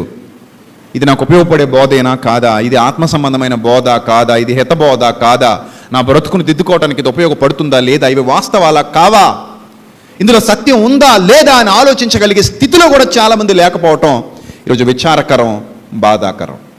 మనుషులు పైమెప్పు చూడటం, మనుషులు పై సొగసులు చూడటం, మనుషులు పై వాటిని చూసి పోగుపడటం, లేదా శరీర సంబంధంగా ఏవో మ్యాజిక్లు చేస్తాం, జిమ్మిక్కులు చేస్తాం అంటే వాటికి పడిపోయి వెళ్ళిపోవటం. ఇలాగే క్రైస్తవ సంఘాలు నిర్వీర్యమైపోతున్నాయి తప్ప సత్యమందు ఎప్పుడు ప్రతిష్ఠ చేయబడతారో అర్థం కాని దుస్థితిలో ఎన్నో సంఘాలు ఉన్నాయి ఈరోజు. దేవుడు ఆకాశంలో నుండి ఎంత బాధపడుతున్నారో, పరలోకం నుండి ఆయన ఎంత చింతిస్తున్నారో మీరు అర్థం చేసుకోవాలి. సో ఇక్కడ వ్రాయబడినటువంటి పుస్తకంలో ఒక వ్యక్తి దేనికి ప్రయాసపడుతున్నాడంటే గాలికి ప్రయాసపడుతున్నాడు. ఉన్నదాన్ని ఆస్వాదించలేక, ఉన్నదాన్ని సంతోషించలేక, లేని దగ్గర ఎక్కడో ఆనందం ఉందనుకుని పరుగులు తీసే ప్రతి ఒక్కడు కూడా గాలికి ప్రయాసపడేవాడే. గాలికి ఎప్పుడు కూడా మనం చేసే పని చేసుకుంటూ పోవాలి, వచ్చేది వస్తూ ఉంటుంది. మనం చేసే పని ఏం చేసుకుంటూ పోవాలి, కానీ చింతతో చేయకూడదు, ఆ పని బాధతో చేయకూడదు. దేవుడు మనల్ని బ్రతకమన్నాడు, దొరికిన దాన్ని తీసుకోమన్నాడు. అంటే కష్టపడుతూ ఉండు, నీకు లభించిన దానితో సంతోషించు. కష్టపడుతూ ఉండు, నీకు లభించిన దానితో సంతోషించు. ప్రయాణం చేస్తూ ఉండు, నీకు దొరికిన దానితో సంతోషించు. కానీ ఇంకా ఏదో కావాలి, ఇంకా ఏదో ఉంది, ఎక్కడో ఏదో ఉంది, దానికోసమే అని ముగింపు వరకు సంతోషాన్ని, ఉన్న ఆనందాన్ని, ఉన్న సంతోషాన్ని వదులుకోవడం అనేది మూర్ఖత్వం అని దేవుడు చెబుతున్నాడు. మూర్ఖత్వం. నువ్వు ఎంత ఎత్తిదిగిపోయినా ఆ భోజనమే తింటావు. నువ్వు ఎంత ఎత్తిదిగిపోయినా ఆ నిద్రే నిద్రపోతావు. నువ్వు ఎంత ఎత్తిదిగిపోయినా ఆ నీళ్ళే తాగుతావు. నువ్వు ఎంత ఎత్తిదిగిపోయినా ఆ శరీరానికి అవసరమైన బట్టలు వేసుకుంటావు. ఏదో డబ్బులు బాగా వచ్చేసే కదా అని పెద్ద సొక్క కుట్టించేసుకుంటావా? కుట్టించుకుని నువ్వు ఎవరికైనా కనబడతావా? ₹1,00,000 ఉన్నాయి కదా అని అరెకరం చీర కొనుక్కోండి. పోనీ అరెకరం చీర అంటే అరెకరం అంత చీర చుట్టుకోండి, శుభ్రంగా చుట్టుకోండి, అది ఊపిరాడికి చచ్చిపోతారు అంతే. చీర ఎన్ని మూరలు ఉంటుంది? ఫర్ యువర్ ఇన్ఫర్మేషన్, నాకు తెలియదు. ఎన్ని? 6 మూరలా? 6 మీటర్లా? ఓకే, 6 మీటర్లు అంటే చూడండి చీర కొలత. అంటే మన శరీరానికి ఎన్ని మీటర్లు? 6 మీటర్లు సరిపోద్ది. అది చుట్టు తిప్పేసి మీద వేసేసుకుంటారు కాబట్టి. ఒకళ్ళు అయితే ఇంత పొడుగు పైట్లు ఈడ్చుకుని వెళ్తుంటారు. సో అందుకనే 6 మీటర్లు పెట్టుంటారు. సరే, మరి 60 మీటర్ల చీర అయితే ఏం చేస్తారు? చేస్తారు. ఒక ఆవిడ పెళ్లిలో కళ్ళు తిరిగి పడిపోయిందట. నిజమే అది. ఎందుకంటే ఆ చీర బరువే 30 కేజీలు ఎంత ఉందట. దాదాపు 30 కేజీల చీర, 25 కేజీల బత్త మీద వేసుకున్నట్టు 30 కేజీల చీర. అంటే దానికి ఏవో ఆ వర్కులు కిర్కులు అవి ఇవి మొత్తం మీద అద్దేసి ఉంటారు ఫుల్గా. దాని మీద ఎక్కించి ఉంటారు, బరువు బాగా ఎక్కించి ఉంటారు దాని మీద. కొన్ని చీరలు చూడండి ఇలా ఎత్తాలి 2 చేతులతో పైకి, అంత బరువు ఉంటుంటాయి. బంగారపు చీరలు, వెండి చీరలు, దాని మీద మళ్ళీ బెళ్ళలో, ముద్రలో ఇవన్నీ అంటించుకొని తిరుగుతుంటారు. 30 కేజీల చీర, మరి కళ్ళు తిరిగి పడిపోవు, నీరసం వచ్చి సత్తావు. 25 కేజీలు బియ్యం బస్తా మీద ఎత్తుకుని ఎక్కువసేపు ఉండలేవు. అప్పుడప్పుడు చూడండి బట్టలు తడిచిపోతే చూడండి ఒళ్ళంతా ఎలా ఉంటుంది, అప్పుడు బరువుగా ఉంటుంది. అది జీన్ ప్యాంట్ లాంటివి అయితే ఇంకా బరువు ఎక్కువైపోతాయి తడిచిపోయినప్పుడు. అలాగా ఒంటి నిండా అంత బరువు వేసు తిరిగితే మరి కళ్ళు తిరగపోతే ఏమవుతాయి? నీరసం వచ్చి పడిపోతే ఏమవుతావు? శక్తి అంతా పోతుంటుంది అలాగా. ఇంకేం కావాలి? ఎంత కావాలంటే చాలా కావాలి. ఇంకా మాకు నిద్ర పట్టట్లేదు, ఇంత మా ఊపిరి ఆడట్లేదండి, ఇంకా అండి. ఈ భావజాలం సరైనది కాదు. ప్రయాసపడాల్సింది గాలి కోసం కాదు, గాలి కోసం కాదు. ఇప్పుడు మనకి ఏం తక్కువ చెప్పండి? నాకు తినడానికి తిండి లేదన్న వాళ్ళు చేయొద్దండి ఇక్కడ. నాకు తినడానికి తిండి లేదన్న వాళ్ళు చేయొత్తాలి. ఒక్కరు లేరు, ఉండరు కూడా, ఉండరు. మీ అందరికీ తినడానికి ఏముంది? తిండి ఉంది. నేను అడిగింది 100 సంవత్సరాలకు కాదు, ఈ రోజుకి అడిగా. ఈ రోజుకి 100 సంవత్సరాలకైతే ఎవరో చేయెత్తలేము, నువ్వు ఎత్తలేవు, ఉన్నోడు కూడా ఎత్తలేడు. ఎందుకంటే నువ్వు 100 ఏళ్ళు తింటావని రూల్ కూడా లేదు. ఎందుకంటే ఈరోజు చచ్చావనుకో రేపు నీకు తినడానికి నౌకలు లేనట్టే లెక్క, అంతేనా కాదా? కాబట్టి ఈరోజు మీ అందరికీ తిండి ఉంది కదా, ఈరోజు మీ అందరికీ ఉండటానికి ఒక గూడు ఉంది కదా. నాకు గూడు లేదన్న వాళ్ళు చేయొద్దండి. కాలగొట్టుని పడుకుంటున్నానని అన్నవాళ్ళు. సొంత గూడు కాదు నేను అడిగేది, గూడు అంతే. అద్దెకైనా ఉంది కదా అయ్యా బాబు, అద్దెకు కూడా లేక కాలగొట్టుని పడుకుంటున్న వాళ్ళు ఎంతోమంది ఉన్నారు. అద్దెకైనా ఉంది కదా, అద్దె కట్టుకోగలిగే స్థితిలో ఉన్నావంటే గొప్పడు నువ్వు. బయట అద్దె కట్టలేక, ఆ డబ్బు కూడా లేక, మీరు కావాలనుకుంటే చూడండి రాజమండ్రి, వేమగిరి, కాకినాడ, మీరు సిటీస్లోకి వెళ్ళి చూడండి, మండపేటలో కూడా సిటీస్లోకి వెళ్ళి చూడండి, చాలా చోట్ల ఫుట్పాత్ల మీద పడుకుని ఉంటారు. ఫుట్పాత్ల మీద. ఎందుకు ఫుట్పాత్ మీద పడుకుంటున్నారు? గూడు లేదు. గూడు ఉంటే హాయిగా మీలాగే ఇంట్లో ఫ్యాన్ వేసుకుని ఏసీ వేసుకుని పడుకుందరు. ఇప్పుడు ఇక్కడ ఉన్న అందరికీ చాలామందికి ఏసీలు ఉన్నాయి. నాకు తెలిసి సగం మందికి ఉంటాయి ఏసీలు ఇక్కడ ఇంట్లో కదా. సగం మందికి ఉంటాయి ఏసీలు. ఒక్కొక్కరికి రూమ్కి ఏసీ ఉంటుంది, ఒక్కొక్కరికి సెంట్రల్ ఏసీ ఉంటుంది. ఇంకేం పోయే కాలమో తెలీదు, అక్కడ కూడా ఏడుతూనే పడుకుంటారు వీళ్ళు. నిజం, ఆ ఏసీ రూమ్లో కూడా ఏడుస్తూ పడుకుంటారు. ఇక్కడ ఉన్న వాళ్ళందరికీ నాకు తెలిసి అందరికీ ఫ్యాన్లు ఉంటాయి. మాకు ఫ్యాన్ లేదన్న వాళ్ళు చేయొద్దండి. ఏసీ అంటే ఎత్తారు కానీ ఫ్యాన్ లేదన్న వాళ్ళు చేయెత్తాలి. చూసారా, ఒక్కడు కూడా లేడు. రూమ్కి ఒక ఫ్యాన్ ఉంటుంది. అందరికి ఫ్యాన్లు ఉంటాయి, అందరికి ఏసీలు ఉంటాయి. చాలా వరకు ఈ మధ్య ఏసీ కొనుక్కోలేనివాడు ఎవరు లేడు. సాధారణంగా అందరూ కొనేసుకుంటున్నారు. ఒకప్పుడు ఏసీ అంటే గొప్ప కింద మాట్లాడుకునేవారు. అయ్యి బాబాయ్ వాళ్ళకి ఏసీ ఉందటండి అనేవారు. ఏసీ అంటే ధనవంతులు మాత్రమే వేయించుకుంటారు అన్నట్టు. మరి ఇప్పుడు అందరూ మనం రేకుల షెడ్లోకి వెళ్ళాను. నేను చూడటానికి చిన్న రేకుల షెడ్డు, ప్రార్థన చేయడానికి లోపలికి రమ్మంటే వెళ్ళా. దానికి సీలింగ్ చేసి లోపల వేసేసి పడిచాడు అంతే. అప్పుడు హ్యాపీ చాలాడికి, ఆడి జీవితం హ్యాపీ. జెండా పైకా ప్రజలాడు బతికేస్తున్నాడు. లోపల వేసి రేకుల షెడ్ అయినా పర్లేదు, సీలింగ్ వేసి పడేశాడు, గోడకి వేసి వేసేసుకున్నాడు. అలా కుర్రాడు పక్కన కూర్చొని రిమోట్ నొక్కుతున్నాడు చిక్కు తక్కువని. హ్యాపీ అంతే జీవితం. నీకేం తక్కువ అన్నా, నీకేం తక్కువ ఇంకా ఏడడానికి? నీకేం తక్కువ అయిపోయిందని ఏడుస్తున్నావు, నీకేం తక్కువ అయిపోయిందని బాధపడుతున్నావు, ఇంకా దేనికోసం గాలికి ప్రయాసపడుతున్నావు? ఈ రాత్రే నీ మరణం అయితే నీవు సంపాదించినవి ఎవని వగును అన్నాడు. అప్పుడే అంటాడు దేవుడు, గాలికి పడిన ప్రయాస. గాలి గాలి గాలి అన్నాడు. నిజమే ప్రియులారు, ఇదంతా గాలే. ఇది మనకు బాగా అర్థం కావాలంటే ఈ ప్రసంగం మీరు ఒక సమాధి మీద కూర్చొని వినాలి. ఆ కింద ఉన్నోడికి జీవితం విలువ తెలిసింది, పైన ఉన్నోడికి ఇంకా జీవితం విలువ తెలియలేదు. అప్పుడు మనకు అర్థం అవుద్ది. ఈ పాఠం అంతా కింద ఉన్నోడికి అర్థమైపోయింది, మీద ఉన్నోడికి అర్థం కాలేదని. కింద ఉన్నోడు గ్రహించగలిగాడు, మీద ఉన్నోడు ఇంకేం చేయలేకపోయాడు, గ్రహించలేకపోయాడు. అందుకే అంటాడు, నాయనా మీ ప్రయాస ఎప్పుడు గాలికి కాకూడదు. చెప్పండి అందరూ, మన ప్రయాస గాలికి కాకూడదు. అంటే దేవుడు సంపాదించొద్దని చెప్పలేదు, దేవుడు తినొద్దని చెప్పలేదు, దేవుడు అనుభవించొద్దని చెప్పలేదు, దేవుడు ఇల్లు కట్టుకోవద్దని చెప్పలేదు, దేవుడు పెళ్లి చేసుకోవద్దని చెప్పలేదు, దేవుడు సుఖపడొద్దని చెప్పలేదు. అన్నీ ఇచ్చాడు మనకి. ఇచ్చిందే అనుభవించడానికి, ఇచ్చిందే సంతోషించడానికి, ఇచ్చిందే సుఖపడడానికి. బట్ వాటి కోసమే ప్రయాస పడొద్దు అని చెప్తున్నాడు. మన పరుగు ముందు కొనసాగుతున్నప్పుడు వచ్చేది వస్తూ ఉంటుంది, దాన్ని స్వీకరిస్తాం. ఆల్రెడీ హ్యాపీగానే ఉన్నాం, ఆల్రెడీ ఆనందంగానే ఉన్నాం. 100 రూపాయలతో ఆనందంగా ఉన్నానండి నేను. రేపు పొద్దున ఇంకో 100 కలిసింది, 200 అయింది. నేను 100 దగ్గర ఆనందంగా ఉన్నాను. ఆల్రెడీ నేను 100 దగ్గర ఎలా ఉన్నాను, ఆనందంగా ఉన్నాను. ఈ ప్రయాణంలో ఇంకో 100 కలిసింది, ఇప్పుడు 200 అయింది. ఆల్రెడీ నేను 100 దగ్గరే ఆనందపడిపోయాను కాబట్టి ఇప్పుడు 200 వచ్చినా అలాగే ఉంటాను. కానీ నేను 100 దగ్గర ఆనందంగా లేనండి. 200 వస్తే ఆనందంగా ఉంటాను అనుకున్నాను. ఇప్పుడు 200 వచ్చింది, 400 వస్తే ఆనందంగా ఉంటానని అనుకుంటున్నాను. ఇప్పుడు 400 వచ్చింది, 800 వస్తే ఆనందంగా ఉంటానని అనుకుంటున్నాను. ఇంక ఈ దౌర్భాగ్యుడికి ఈ జీవితం ఇలాగే గడిచిపోద్ది. సమాధిలోకి వెళ్ళేంతవరకు ఈ బతుకు మారదు. ఇంకా నా పాయింట్ మీకు అర్థం కావాలి, డిఫరెన్స్ అర్థం కావాలి. వస్తే రానివ్వు. దేవుడు ఒకవేళ నీకు అవకాశాలు ఇచ్చి నేను ఇంకా హెచ్చించి ఉన్నతమైన స్థితిలో నిలబెట్టేసినా ఏమైనా ఒకటే అనుకోవాలి, తండ్రి నేను ఆల్రెడీ ఆనందంగా ఉన్నాను. నువ్వు ఇచ్చినా నేను నా ప్రయాస గాలికి చేసుకోకుండా నా ప్రయాసను సద్వినియోగం చేసుకుంటాను. నా ప్రయాస సద్వినియోగకరమైన ప్రయాసగా మలుచుకుంటాను, ఉపయోగకరమైనదిగా నా జీవితాన్ని మలుచుకుంటాను. చాలామందికి దేవుడు అన్నా, దేవుని పని అన్నా, ఆయన గురించిన మాటలు అన్నా తెలియండి. తెలియక వ్యర్థమైన దానికోసం ఈ లోకంలో పరుగులు తీస్తూ ఉంటారు. అర్థవంతమైన పనిలో వాళ్ళ జీవితాన్ని వాడరు. నేను ఎప్పుడు మన పిల్లలందరికీ చెప్తూ ఉంటున్నారు, నాయన మనం ఈ భూమి మీద ఏం చేసినా అది మనకి ప్రయోజనకరం కాదు. దేవుని కొరకు బ్రతికిన బ్రతుకు, దేవుని కొరకు చేసిన పని, దేవుని కొరకు పడిన కష్టం, దేవుని కొరకు పడిన శ్రమ, ఆయన కొరకు చేసిన ప్రయాస అది ఎప్పటికీ మనల్ని విడిచిపెట్టి పోదు. అది నీకు రెట్టింపు దీవెన, అది నీకు రెట్టింపు ఆశీర్వాదం. అసలైన ప్రయాస అదే, ఇది కాదు. చూడండి బైబిల్లో ఇంకో మాట ఉంటుంది చూడండి. ప్రసంగి గ్రంథం 5వ అధ్యాయం, ప్రసంగి గ్రంథం 5వ అధ్యాయం 13 నుంచి చూద్దాం. సూర్యుని క్రింద మనస్సునకు ఆయాసకరమైనది ఒకటి జరుగుట నేను చూచితిని.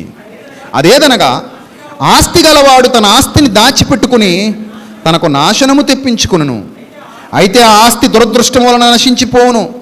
అతడు పుత్రులు గలవాడైనను అతని చేతిలో ఏమీయూ లేకపోవును. వాడు ఏ ప్రకారము తల్లి గర్భం నుండి వచ్చెనో ఆ ప్రకారముగానే తాను వచ్చినట్లే దిగంబరిగానే మరలపోవును. తాను ప్రయాసపడి చేసుకుని దానిలో ఏదైనాను చేత పట్టుకుని పోడు.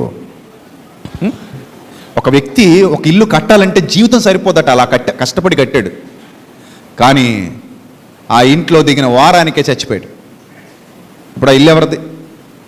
జీవితం అంతా ఇంటి కోసమే పెట్టేసి ఆ ఇంట్లో దిగిన వారానికి చచ్చిపోతే అదే ఆనందం అంటే? అంటే ఆ ఇంట్లో దిగేంత వరకు ఇతనికి ఆనందం లేదనుకున్నాడు. ఏ ఇంట్లో అయితే ఉన్నాడో ఆ ఇంట్లో ఆనందంగా బతకలేకపోయాడు, సంతోషంగా భోజనం చేయలేకపోయాడు, ప్రశాంతంగా గడపలేకపోయాడు. ఈరోజు మరలా మీకు గుర్తు చేస్తున్నాను, ఇప్పుడు నువ్వు ఏదైతే కలిగి ఉన్నావో దానితో ఆనందంగా ఉండు. అర్థమవుతున్నాయి నా మాటలు నీకు? ఇప్పుడు నువ్వు ఏదైతే కలిగి ఉన్నావో ఈ క్షణం, నెక్స్ట్ మినిట్ గురించి మనకు వద్దు. ఈ క్షణం నువ్వు ఏదైతే కలిగి ఉన్నావో, ఈ క్షణం నువ్వు ఏ స్థితిలో అయితే ఉన్నావో ఆ స్థితిని బట్టి ఆనందపడు, ఆ స్థితిని బట్టి సంతోషపడు, ఆ స్థితిని బట్టి దేవునికి కృతజ్ఞతాస్తుతులు చెల్లించు.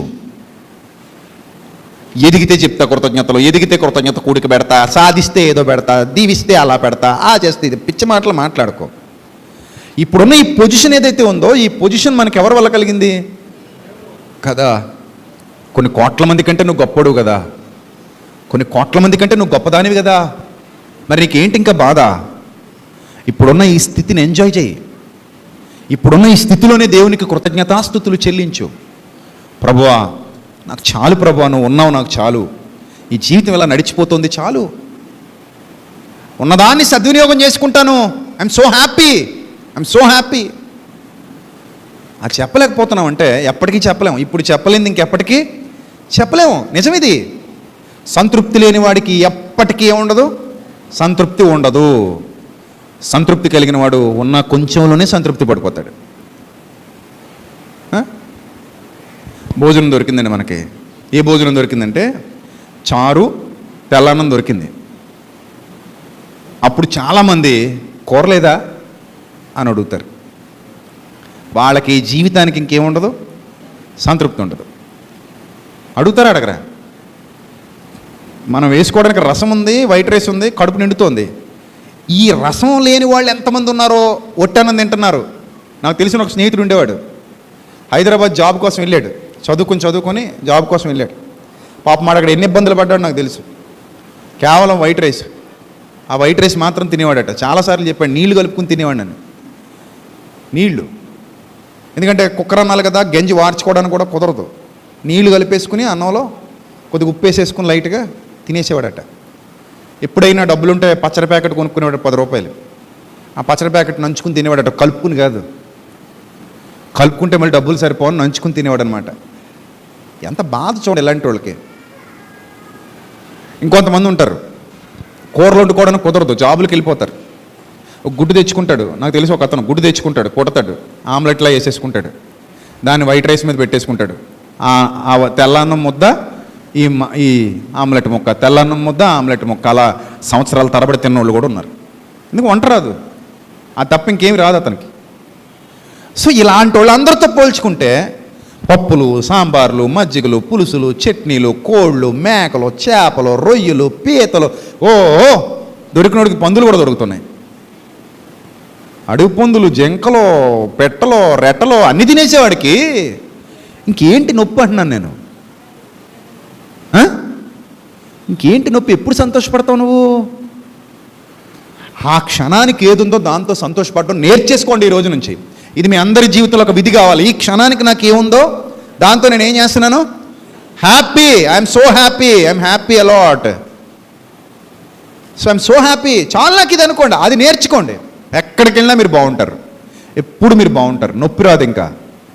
కానీ ఇది లేనప్పుడు ఇక్కడ లేదు ఆనందం, ఎక్కడో ఉందంటే అక్కడికి వెళ్ళాక మళ్ళీ ఇంకా ఉందంటే మళ్ళీ అక్కడికి వెళ్ళి మళ్ళీ అక్కడ ఎక్కడికో వెళ్ళండి, అక్కడికి అలా కుక్క తిరిగినట్టు తిరగడమే తప్ప ఇంకా నీకు ఎప్పటికీ మనసుకి సంతృప్తి ఉండదు. చాలు, ఈ రోజుకి చాలు, నాకు ఈరోజు నాకు ఇది చాలు. అర్థమవుతుందా?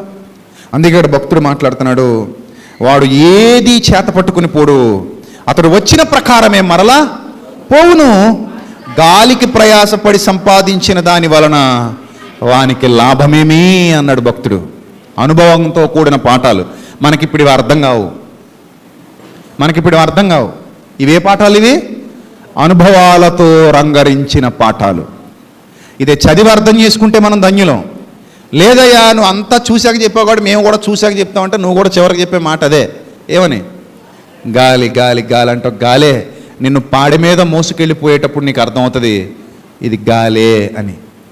కానీ అప్పటికి నీ ప్రాణం ఆ శరీరంలో ఉండదంతే. పాడి మీద మోసుకెళ్ళే వాళ్ళకి అర్థం కాదు. వాళ్ళు దినానికి బూరెడదామా గారెడదామా అని ఆలోచిస్తుంటారు. నిజం. వాళ్ళు అక్కడ దాకా వెళ్తారు, ఏదో మౌనంగా ఉంటారు, కప్పెట్టేస్తారు, కాల్చేస్తారు. కప్పెట్టేసి కాల్చేసి ఇంటికి వచ్చేస్తారు. ఇంటికి వచ్చేసిన తర్వాత దినం గురించి ఆలోచిస్తుంటారు.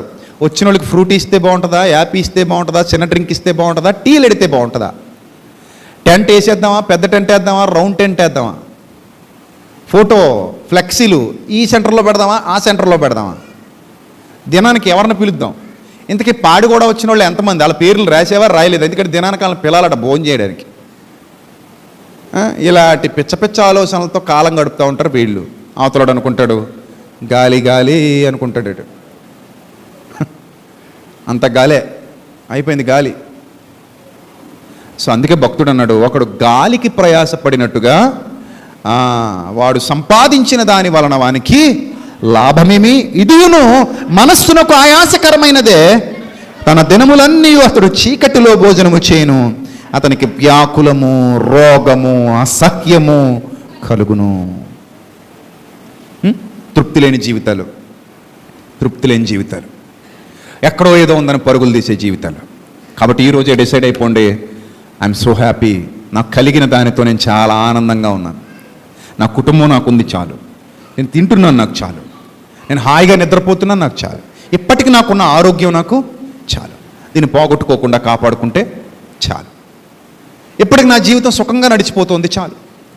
రోడ్డు మీద బట్టలు లేని వాళ్ళు, రోడ్డు మీద భోజనాలు లేని వాళ్ళు, రోడ్డు మీద తిండికి తికానా లేక ఆ రోడ్ల మీద పడుకుంటున్న వాళ్ళు, హాస్పిటల్లో రోగాలతో బాధలు అనుభవిస్తున్న వాళ్ళు ఎంతోమంది ఉన్నారు. వాళ్ళందరికంటే నేను గొప్ప స్థితిలో ఉంచిన నా దేవా నీకు కృతజ్ఞతాస్తుతులు చెల్లిస్తున్నాను ప్రభువా అని చెప్పగలిగే మంచి మనస్సు మనందరికీ ఉండాలి. అర్థమవుతుందా? సో ఈరోజు నేను కలిగి ఉన్నది ఏదైతే కలిగి ఉన్నానో అది నా దేవుని వలన నేను కలిగి ఉన్నాను.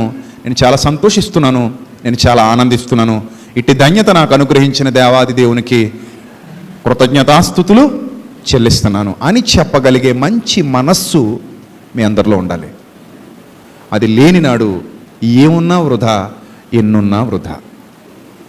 అవునంటారా కాదంటారా? కదా.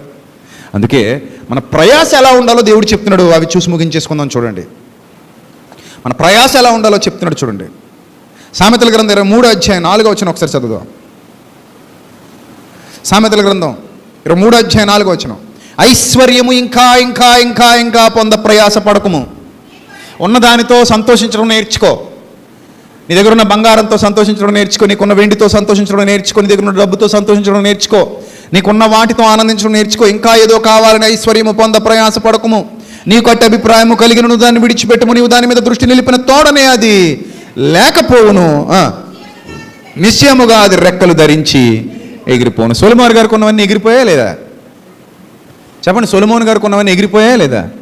ఎలా వెళ్ళాడు ఆయన? గాలిని పట్టుకుని పోయాడట. గాలి ఏమీ లేదు, అంతా పోయింది. మిగిలింది ఏంటట? గాలి మిగిలిందట.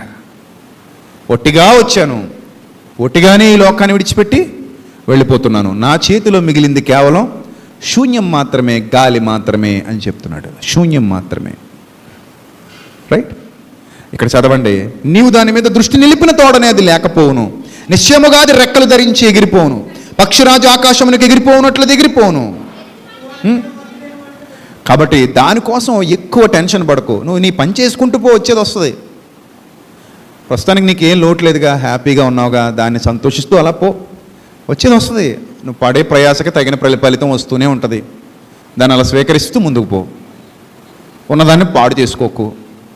లేని దానికోసం లేని దాని దగ్గర ఆనందాన్ని వెతుక్కోక. ఆనందం ఎప్పుడు ఉన్నదాని దగ్గరే వెతుక్కోవాలి. దాహం కళ్ళ ముందు ఉన్న నీళ్లను తాగితే తీరుతుందా?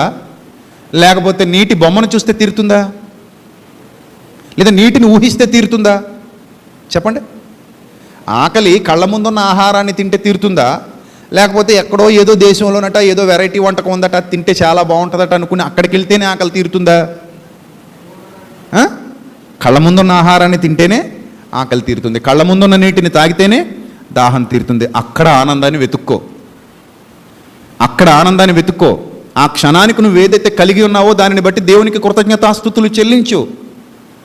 లోకంలో ఇవి లేక ఎంతమంది బాధపడుతున్నారో ఒకసారి ఆలోచించు. ఆయన కృపను పొందుకుని బలవంతుడిగా మారు, అంతేగాని పిచ్చి ఆలోచనలతో ఉండకు. It is very important to our lifes. Yes, చాలా ఇంపార్టెంట్ థింగ్స్ ఇవి. ఏమండి? రైట్. ఇంకొక మాట మనం చూస్తే, మరి దేని కొరకు ప్రయాసపడమంటావు ప్రభువా అని అంటే ఆయన అంటాడు, కొరింథీయులకు రాసిన మొదటి పత్రిక 14వ అధ్యాయము 1వ వచనం. కొరింథీయులకు రాసిన మొదటి పత్రిక 14వ అధ్యాయము 1వ వచనంలో దేవుడు ఏం చెప్తున్నాడు ఒకసారి చూద్దాం. అందరూ కూడా బైబిల్ తెరిచి చూడండి. ప్రేమ కలిగి ఉండుటకు ప్రయాసపడుడి అనే మూల భాషలో ఏమంటున్నాడు చూడండి. ప్రేమను వెంటాడండి. ప్రేమను ఏం చేయాలి? వెంటాడు. ధనాన్ని కాదు, గాలిని కాదు వెంటాడాల్సింది, ప్రేమను వెంటాడు. అదే నీ ఆస్తి. నీ హృదయాంతరాలలో ప్రేమ నిండిపోయినప్పుడు, నువ్వే ఒక ప్రేమగా మారిపోయినప్పుడు, దేవుని ప్రేమ నీకు అర్థమైనప్పుడు, దేవుని ప్రేమలో నువ్వు వసిస్తున్నప్పుడు, దేవుని ప్రేమతో నువ్వు బ్రతుకుతున్నప్పుడు, ఆ ప్రేమను వెంటాడుతూ నువ్వు జీవిస్తున్నప్పుడు, నువ్వే ఒక ప్రేమ అనే ఆకారంగా మారిపోయినప్పుడు, దేవుడు నీతో ఉన్నాడు, నీలో ఉన్నాడు, నిన్ను తన నిత్య జీవితానికి చేర్చుకోవటానికి ఇష్టపడుతున్నాడు. ఆ ప్రేమలో వర్ధిల్లుతున్న ప్రతి వానికి పరలోకం దక్కి తీరుతుంది, నో డౌట్ ఎట్ ఆల్. భూమి మీద కాదు కావాల్సింది ఆస్తి, ఎక్కడ కావాలి? పరలోకంలో కావాలి, నిత్య జీవితంలో కావాలి. ఇక్కడ 60-70 అంతే, అక్కడ 60-70 కొలతలు లేవు. అక్కడ కొలతలు లేవు. ఇక్కడ వృద్ధాప్యం ఉంది, అక్కడ వృద్ధాప్యం లేదు. ఇక్కడ కన్నీళ్లు ఉన్నాయి, అక్కడ కన్నీళ్లు లేవు. ఇక్కడ వేదన బాధలు ఉన్నాయి, అక్కడ వేదన బాధలు లేవు. అక్కడ సంతోషం మాత్రమే ఉంది, అక్కడ ఆనందం మాత్రమే ఉంది. దుఃఖము లేని, బాధ లేని ఆ స్థితిలోనికి వెళ్ళటానికి ఆలోచన కలిగి ఉండాలి. కానీ ఇక్కడ ఏంటి అసలు ఇదంతా? ఏంటి అసలు? అందుకే అన్నాడు, ప్రేమ అనే దాన్ని కలిగి ఉండుటకు ప్రయాసపడండి, ఎక్కువ ప్రయాసపడండి. ప్రేమ కలిగి ఉండటానికి నువ్వే ఒక ప్రేమగా మారాలి. నీ చుట్టూ ఆ ప్రేమతో కూడిన వాతావరణం ఉండాలి. దేవుని యందు భయభక్తులు, దేవుని మీద ప్రేమ, అపారమైన ప్రేమ, ఆయన ప్రేమను పొందుకోగలిగే మంచి హృదయం, అలాంటి వాతావరణం ఉండాలి. మరొక అద్భుతమైన మాట అదే కొరింథీ పత్రికలో చెప్తాడు. 15వ అధ్యాయము 58వ వచనం. కొరింథీయులకు రాసిన మొదటి పత్రిక 15వ అధ్యాయం 58వ వచనం. మీ ప్రయాసము ప్రభువునందు వ్యర్థము కాదని ఎరిగి. మీ ప్రయాసం ఎక్కడ వ్యర్థం కాదట? ప్రభువునందు నీ ప్రయాసం ఎప్పుడు వ్యర్థం కాదు. ఆత్మల సంపాదన కోసం నేను ఎంతో చేస్తున్నానని నేను అనుకున్నప్పుడు నా ప్రయాసం ఎప్పుడు వ్యర్థం కాదు. లోకానికి అనిపించవచ్చు, ఎందుకు ఈ సువార్త, ఎందుకు ఈ ఆత్మల సంపాదన, ఎందుకు ఈ మనుషుల్ని దేవుని వైపు తిప్పటం, ఎందుకు వాళ్ళ బ్రతుకుల్లో దేవుని కొరకు నిలబెట్టడం, వాళ్ళను ప్రార్థన చేయమంటాం ఎందుకు, వాక్యం వినమంటాం ఎందుకు, బాప్తిస్మం పొందమనటం ఎందుకు, దేవుని కొరకు బ్రతకమని చెప్పటం ఎందుకు, దేవునిలో నిలబడమని చెప్పటం ఎందుకు, సంఘం ఎందుకు, సంఘాన్ని నడిపించడం ఎందుకు, సంఘ కార్యక్రమాలు ఎందుకు, సువార్త కార్యక్రమాలు ఎందుకు, దేవుని కొరకు ఇంత విస్తారంగా ధనాన్ని ఖర్చు చేయటం ఎందుకు, ఇదంతా మూర్ఖత్వం కాదా అని ఎవరైనా అనుకుంటే అనుకోవచ్చు. కానీ దేవుడు అంటాడు, నాయన వాళ్ళకు తెలియని రహస్యం అది. ఆత్మల సంపాదనే నిజమైన ఆస్తుల సంపాదన. నిజమైన ఆస్తి ఏది అంటే ఆత్మను సంపాదించటమే.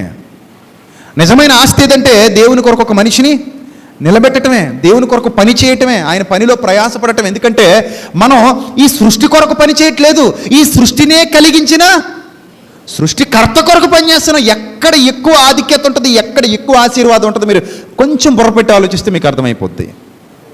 నేను ఈ భూమిని, గాలిని, సమస్తాన్ని ఎవరైతే సృష్టించారో ఆ సృష్టికర్త కొరకు పనిచేస్తున్నాను, ఆ సృష్టికర్త వైపు మనుషుల్ని తిప్పుతున్నాను. పౌలు అదే మాట అంటాడు, భూమిని, ఆకాశమును, అందరి సమస్తమును కలుగజేసిన వాని వైపు మీరు తిరగవలనని మీకు సువార్తను ప్రకటించుచున్నామంటాడు పౌలు. దాని కొరకు దెబ్బలు తిన్నాడు, దాని కొరకు ప్రయాసపడ్డాడు, దాని కొరకు కష్టపడ్డాడు, దాని కొరకు శ్రమ పడ్డాడు. ఆయన మాటలు మాట్లాడుకుంటూ తిరిగాడు, జీవితం అంతా అలా గడిపేశాడు. సొలొమోను గారిలాగా తోటలు కాదు, ఆస్తులు కాదు, అంతస్తులు కాదు, వెండి బంగారాలు కాదు, భార్యలు కాదు, ఉపపత్నులు కాదు, పిల్లలు కాదు, ఏమీ కాదు. అతని జీవితం మొత్తాన్ని తరిచి చూస్తే పౌలు అనే మహనీయుడి బ్రతుకులోని ప్రయాస అంతా కూడా ఒక మనిషిని ప్రేమతో కట్టాలనుకున్నాడు, ప్రేమతో కాపాడాలనుకున్నాడు, అనేక మందిని ప్రభు కొరకు నిలబెట్టాలనుకున్నాడు, సత్యమార్గ ఉపదేశాలు చేశాడు, సత్యమందు ప్రతిష్ఠ చేశాడు, నీతిని బోధించాడు, నీతిని వెంటాడమన్నాడు. దానికోసం దెబ్బలు తిన్నాడు, కట్లు కట్టించుకున్నాడు, బందికానాలో ఉన్నాడు, అవమానాలు పొందాడు, నిందలు భరించాడు, చివరికి తన ప్రాణాన్ని తృణప్రాయంగా అర్పించేశాడు, ప్రభువులో తలవాల్చాడు. అందుకే అతని ప్రయాసను దేవుడు కనిచెర చేశాడు. ఆయన అంటాడు, ప్రభువునందు మీ ప్రయాస వ్యర్థము కాదు, ఎప్పటికీ వ్యర్థం కాదు. నేను నా కోసం ఖర్చు చేసుకున్నది వ్యర్థం అయిపోద్దేమో కానీ నేను నా ప్రభు కోసం ఖర్చు చేసింది ఎప్పటికీ వ్యర్థం కాదు. ఇది జ్ఞాని అర్థం చేసుకుంటాడు. కాబట్టి పౌలు అన్నాడు, నాకున్న సమస్తాన్ని పెంటగా ఎంచుకుంటున్నాను నా ప్రభు కోసం అన్నాడు. నాకున్న సమస్తాన్ని నా ప్రభు పని కొరకు ఖర్చు చేస్తానన్నాడు. నాకున్న సమస్తాన్ని నా ప్రభు ఇష్టాన్ని నెరవేర్చడం కొరకు ఖర్చు చేస్తానన్నాడు. అలా ప్రభు పనిలో తనను తానే సమర్పించుకున్నాడు. ప్రభు పని కొరకు తనను తానే సమర్పించుకున్నాడు. ప్రభువునందు ప్రయాసపడ్డాడు. ప్రభువునందు ప్రయాస. ఒక మనిషి సాతాను వైపుకు వెళ్ళిపోతుంటే, లోకం వైపుకు వెళ్ళిపోతుంటే, చీకటి వైపుకు వెళ్ళిపోతుంటే అతన్ని పట్టి జాగ్రత్తగా దేవుని వాక్యాన్ని అతనికి బోధించి అతని హృదయంలో ఆ వాక్యపు విత్తనాలు విత్తి అతని దేవుని తట్టు తిప్పటం అనేది లోకానికి ఒక చెడ్డ సంగతిలా ఉండొచ్చు, లోకానికి అదొక మత మార్పిడిలా ఉండొచ్చు, లోకానికి అదొక బుద్ధిహీనమైన పనిలా ఉండొచ్చు. కానీ దేవునికి అది బుద్ధిహీనమైన పని కాదు. ఆయన అంటాడు, ఒక పాపి మారు మనసు పొందితే పరలోకంలోని సృష్టికర్తకు దేవదూతలు ఎదుట గొప్ప సంతోషం. కాబట్టి రియలైజ్ అవ్వండి, ఎక్కడ ప్రయాసపడాలి, దేనికి ప్రయాసపడాలి, ఎప్పుడు ప్రయాసపడాలి, ఎందుకు ప్రయాసపడాలి, ఎవరి కొరకు ప్రయాసపడాలి, నా జీవితం ఎక్కడ ముగిసిపోవాలి, నా జీవితం ఎలా ముగిసిపోవాలి. నేనేది చేత పట్టుకుని పోను. మన తాతలు ముత్తాతలు రాత్రనక పగలనక కష్టపడి సంపాదించిన ఆస్తులు ఈరోజు మన వశం అయిపోయాయి కదా. అవి మన తాతలు ముత్తాతలు మన తండ్రులు సంపాదించారు, అవి ఈరోజు మన వశం, మన పేర రాయబడ్డాయి. ఈరోజు మనం తినక దొర్లి సంపాదించేస్తే రేపొద్దున మళ్ళీ అవి ఎవరి వశం? మన పిల్లల వశం. విచిత్రంగా ఉంటాయి కొన్ని ఆస్తులు, అటు ఇటు తిరిగి ఎవడికో వెళ్ళిపోతుంటాయి. ఎవడికి వెళ్ళిపోతాయో కూడా తెలియదు. సరైన రాతల పోతలు ఉండవు. ఇటు చచ్చిపోతాడు, ఆ మధ్యలో పిల్లలు చచ్చిపోతారు. వాళ్ళే అనుకుంటాం మనం, ఈయన ఆస్తి అంతా నా పిల్లలకు రాసేద్దాం అనుకుంటాడు, వాళ్ళు చచ్చిపోతారు, ఏదో యాక్సిడెంట్ అవుతుంది. మన కుటుంబమే కారు యాక్సిడెంట్లో చచ్చిపోయింది. ఆస్తి ఎవరు కొట్టేస్తారు? ఎవరు కొట్టేస్తారు? భర్త చచ్చిపోయాడు, భార్య చచ్చిపోయింది, పిల్లలు చచ్చిపోయారు, అందరూ చచ్చిపోయారు కార్ యాక్సిడెంట్లో. ఇప్పుడు ఆస్తి ఎవరిది? టోటల్ ఫ్యామిలీయే చచ్చిపోయినప్పుడు ఆస్తి ఎవరు చెప్పండి? ఎవడు దగ్గరగా ఉంటే వాడు కొట్టేస్తాడు. బంధువులు ఎవరో ఉంటారు, కన్నేస్తారు, అమ్మాయి అందరూ పోయారు, ఇల్లు మనం తీసేసుకుందాం, ఇలా పొలాలు మనం తీసేసుకుందాం, ఇలా ఆస్తులు మనం తీసేసుకుందాం, మొత్తం మనం వశం చేసేసుకుందాం అనుకుంటాడు. జాగ్రత్తగా వాటికి డాక్యుమెంట్లు పుట్టించుకుంటాడు, వాడేసుకుంటాడు. రేపు పొద్దునాలు పిల్లలకి ఇచ్చేస్తారు. ఇలా ఎన్ని ఆస్తులు చేతులు మారిపోయాయో మనకు తెలుసు, ఎన్ని చరిత్రలు తెలుసు మనకి. ఇలా ఎన్ని ఆస్తులు చేతులు మారిపోయాయో, ఎంతమందిని చంపేశారో ఆస్తుల కోసం, ఎంతమంది ఈ ఆస్తుల కోసం ప్రయాసపడి మట్టిలోకి వెళ్ళిపోయారో, ఎంతమంది ఇంకా కోర్టుల చుట్టూ తిరుగుతున్నారో. అందుకే అన్నాడు, గాలిరా నాయన, గాలి కోసం ఎందుకు అంత ప్రయాసపడతావు?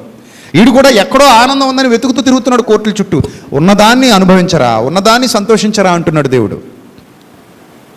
దానికంటే గొప్పదైన దాని కొరకు ప్రయాసపడరా నాయన. నిత్యలోక నివాసాలలో నిన్ను చేర్చుకోవాలనుకుంటే, మృతులలో నుండి నువ్వు పునరుద్ధానుడవు కావాలి అనుకుంటే, మరణం నీకుందని నువ్వు బలంగా నమ్మితే, ఏదో ఒక రోజు నీ ప్రయాణం ఇక్కడ ఆగిపోతుందని నువ్వు బలంగా నమ్మితే, నువ్వు వృద్ధురాలవై చనిపోబోతున్నావన్న వాస్తవాన్ని నువ్వు నమ్మితే, దేవుని కొరకు చేతులు కాల్చుకో, దేవుని కొరకు చేతులు కాయలు కాసేలా చేసుకో, దేవుని కొరకు నోటిని వాడు, దేవుని కొరకు కళ్ళను వాడు, దేవుని కొరకు అవయవాలన్నిటినీ వాడు.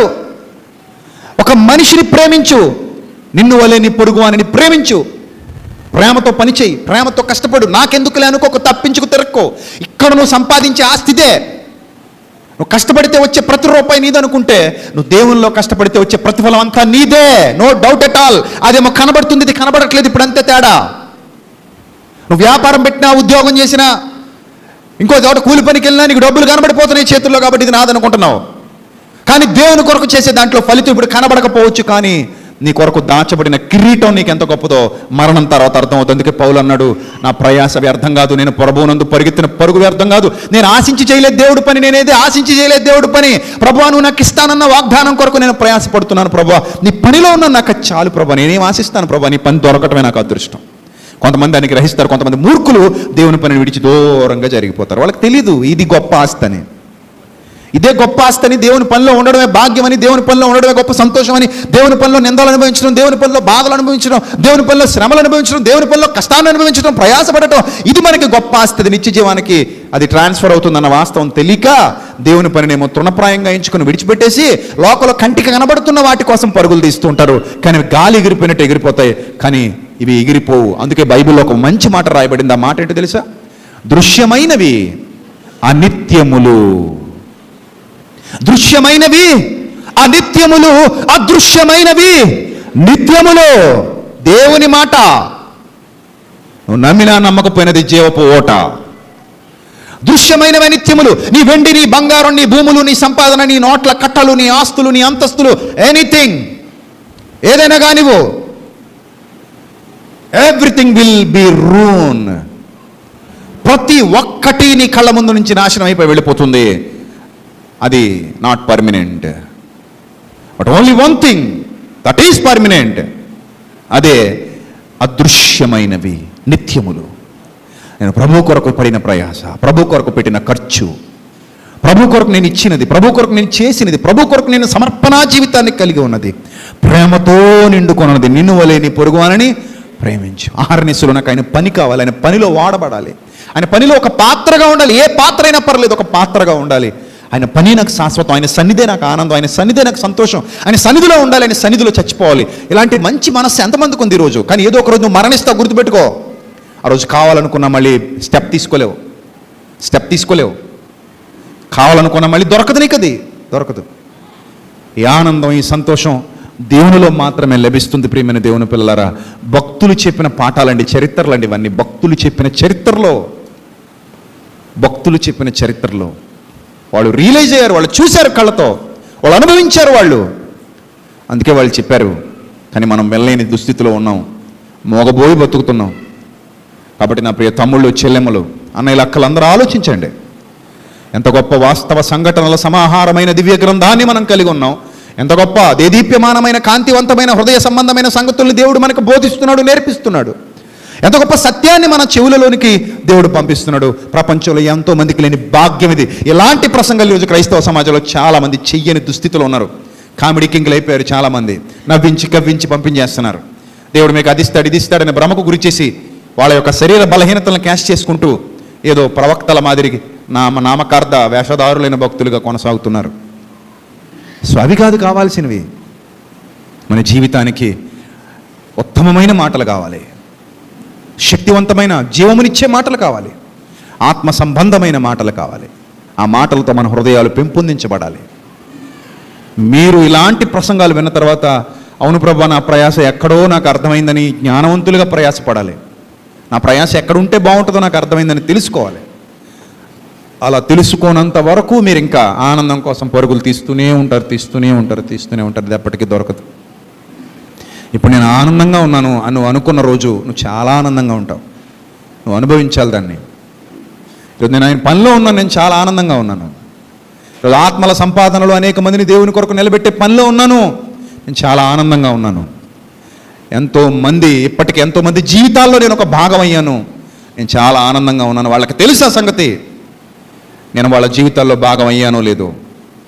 ఆ కృతజ్ఞత వాళ్ళ జీవితాల్లో ఎప్పుడు ఉంటుంది. ఎస్, ఈయన వలననే మేము సత్యాన్ని ఎరిగాం, ఈయన వలననే మేము ఈరోజు ఈ స్థితిలో నిలబడ్డాం, ఈయన వలననే మేము ఈరోజు ఇంత ఆత్మీయంగా బ్రతుకుతున్నాం, చాలు మాకు ఈ జీవితం అని అనుకునే వాళ్ళు ఉంటారు. వాళ్ళు మన కొరకు ఎల్లప్పుడూ ప్రార్థిస్తూనే ఉంటారు. ఆ ప్రార్థనల్లో కలిగే సంతోషం అంతా ఇంత కాదు. వాళ్ళు మోకరించి ప్రార్థన చేసినప్పుడల్లా వాళ్ళ మనస్సులో నేను తిరుగుతున్నానంటే అంతకంటే గొప్ప ఆశీర్వాదం ఇంకేముంటుంది, అంతకంటే గొప్ప దీవెన ఇంకేముంటుంది. అలాంటి గొప్ప స్థితి మనకు కావాలి, అలాంటి గొప్ప దీవెన మనకు కావాలి, అలాంటి గొప్ప ఆశీర్వాదం మనకు కావాలి. అలాంటి కుటుంబాన్ని మనం కట్టుకుంటున్నాం ప్రియులారా. ఈ కుటుంబం, ఈ బస్సు అక్కడి వరకు ప్రయాణం చేస్తుంది, అక్కడ యుగయుగాలు ఉండబోతున్నాం. కాబట్టి ప్రయాస దేని కొరకు? గాలికా ప్రేమకా? ప్రేమ కొరకు ప్రయాసపడదామా, గాలి కొరకు ప్రయాసపడదామా అనే మంచి నిర్ణయాన్ని మీరు తీసుకోండి. బలంగా ఉండండి, విని విడిచిపెట్టేయకండి. విన్నదాన్ని హృదయం అనే పలకల మీద నాటబడనివ్వండి. మనస్ఫూర్తిగా వినండి, లోపల నాటుకోండి. కృతజ్ఞతాభావంతో బతకండి. ప్రభు పని కొరకు మిమ్మల్ని మీరు సమర్పించుకోండి. లోకంలో కోట్లు సంపాదించవచ్చు, ప్రభువులో నీకంత ఆస్తి రాకపోవచ్చు, ప్రభువులో నీకంత డబ్బు రాకపోవచ్చు, ప్రభు పనిలో నీకంత గొప్పతనం రాకపోవచ్చు. కానీ దృశ్యమైనవి కోట్లు అనిత్యములు, అదృశ్యమైనది నిత్యము. ఆ ఒక్క సూత్రాన్ని మీ బ్రతుకులు ఆపాదించుకోండి. దేవుని పని ఎంత గొప్పదో మీకు అర్థమవుతుంది, దేవుని పని ఎంత ఉన్నతమైనదో అర్థమవుతుంది. నేను ఆయన పని కొరకు ఒక సాధనంగా దేవుని వలన, దేవుని కొరకు ఈ తరంలో నిలబెట్టబడ్డానన్న సత్యం నీ కళ్ళ ముందు సాక్షాత్కరించబడుతుంది. అప్పుడు నీ జీవితం అంతా కృతజ్ఞత కలిగే బ్రతుకుతావు. నీ శరీరాన్ని సజీవయాగంగా నీకు సమర్పిస్తావు. నీ పనులన్నిటిలో ఆయనకు పాలిభాగం ఇస్తావు. ఆయనను అన్నిటికంటే ఎక్కువ వాడగా ఉంచుకుంటావు. ఆయన యొద్దకు వెళ్ళేంత వరకు, ఆ నీతి కిరీటాన్ని సంపాదించుకునేంత వరకు, ఆ జీవ కిరీటాన్ని పొందుకునేంత వరకు నీ పరుగు ఆగదు. అట్టి ధన్యతలు నువ్వు ఉంటావు. సో రియలైజ్ అవ్వండి, దేవుని వైపు తిరగండి, సత్యాన్ని అర్థం చేసుకోండి. అలాంటి గొప్ప ఆశీర్వాదకరమైన స్థితి దేవుడు మనందరికీ దయచేయనుగాక. ఆమెన్. తల్ల వంచండి, ప్రార్థన చేద్దాం.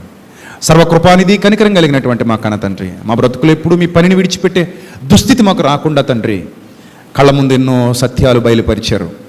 విన్న వాక్యాన్ని మా అందరి హృదయాల్లో ఫలింపచేయండి. వెత్తబడిన మాట విని విడిచిపెట్టే గుంపులో గాక ప్రభావ, విన్న దానిని అనుసరించి జీవించగలిగే భాగ్యమును ప్రసాదించమని సమస్త ఘనత, మహిమ, ప్రభావములు మీకే చెల్లిస్తూ యేసుక్రీస్తు వారి దివ్యనామంలో ఈ ప్రార్థన మనవులు అడిగి వేడుకొనుచున్నాం మా కన్న తండ్రి. ఆమెన్. అందరికీ వందనాలు.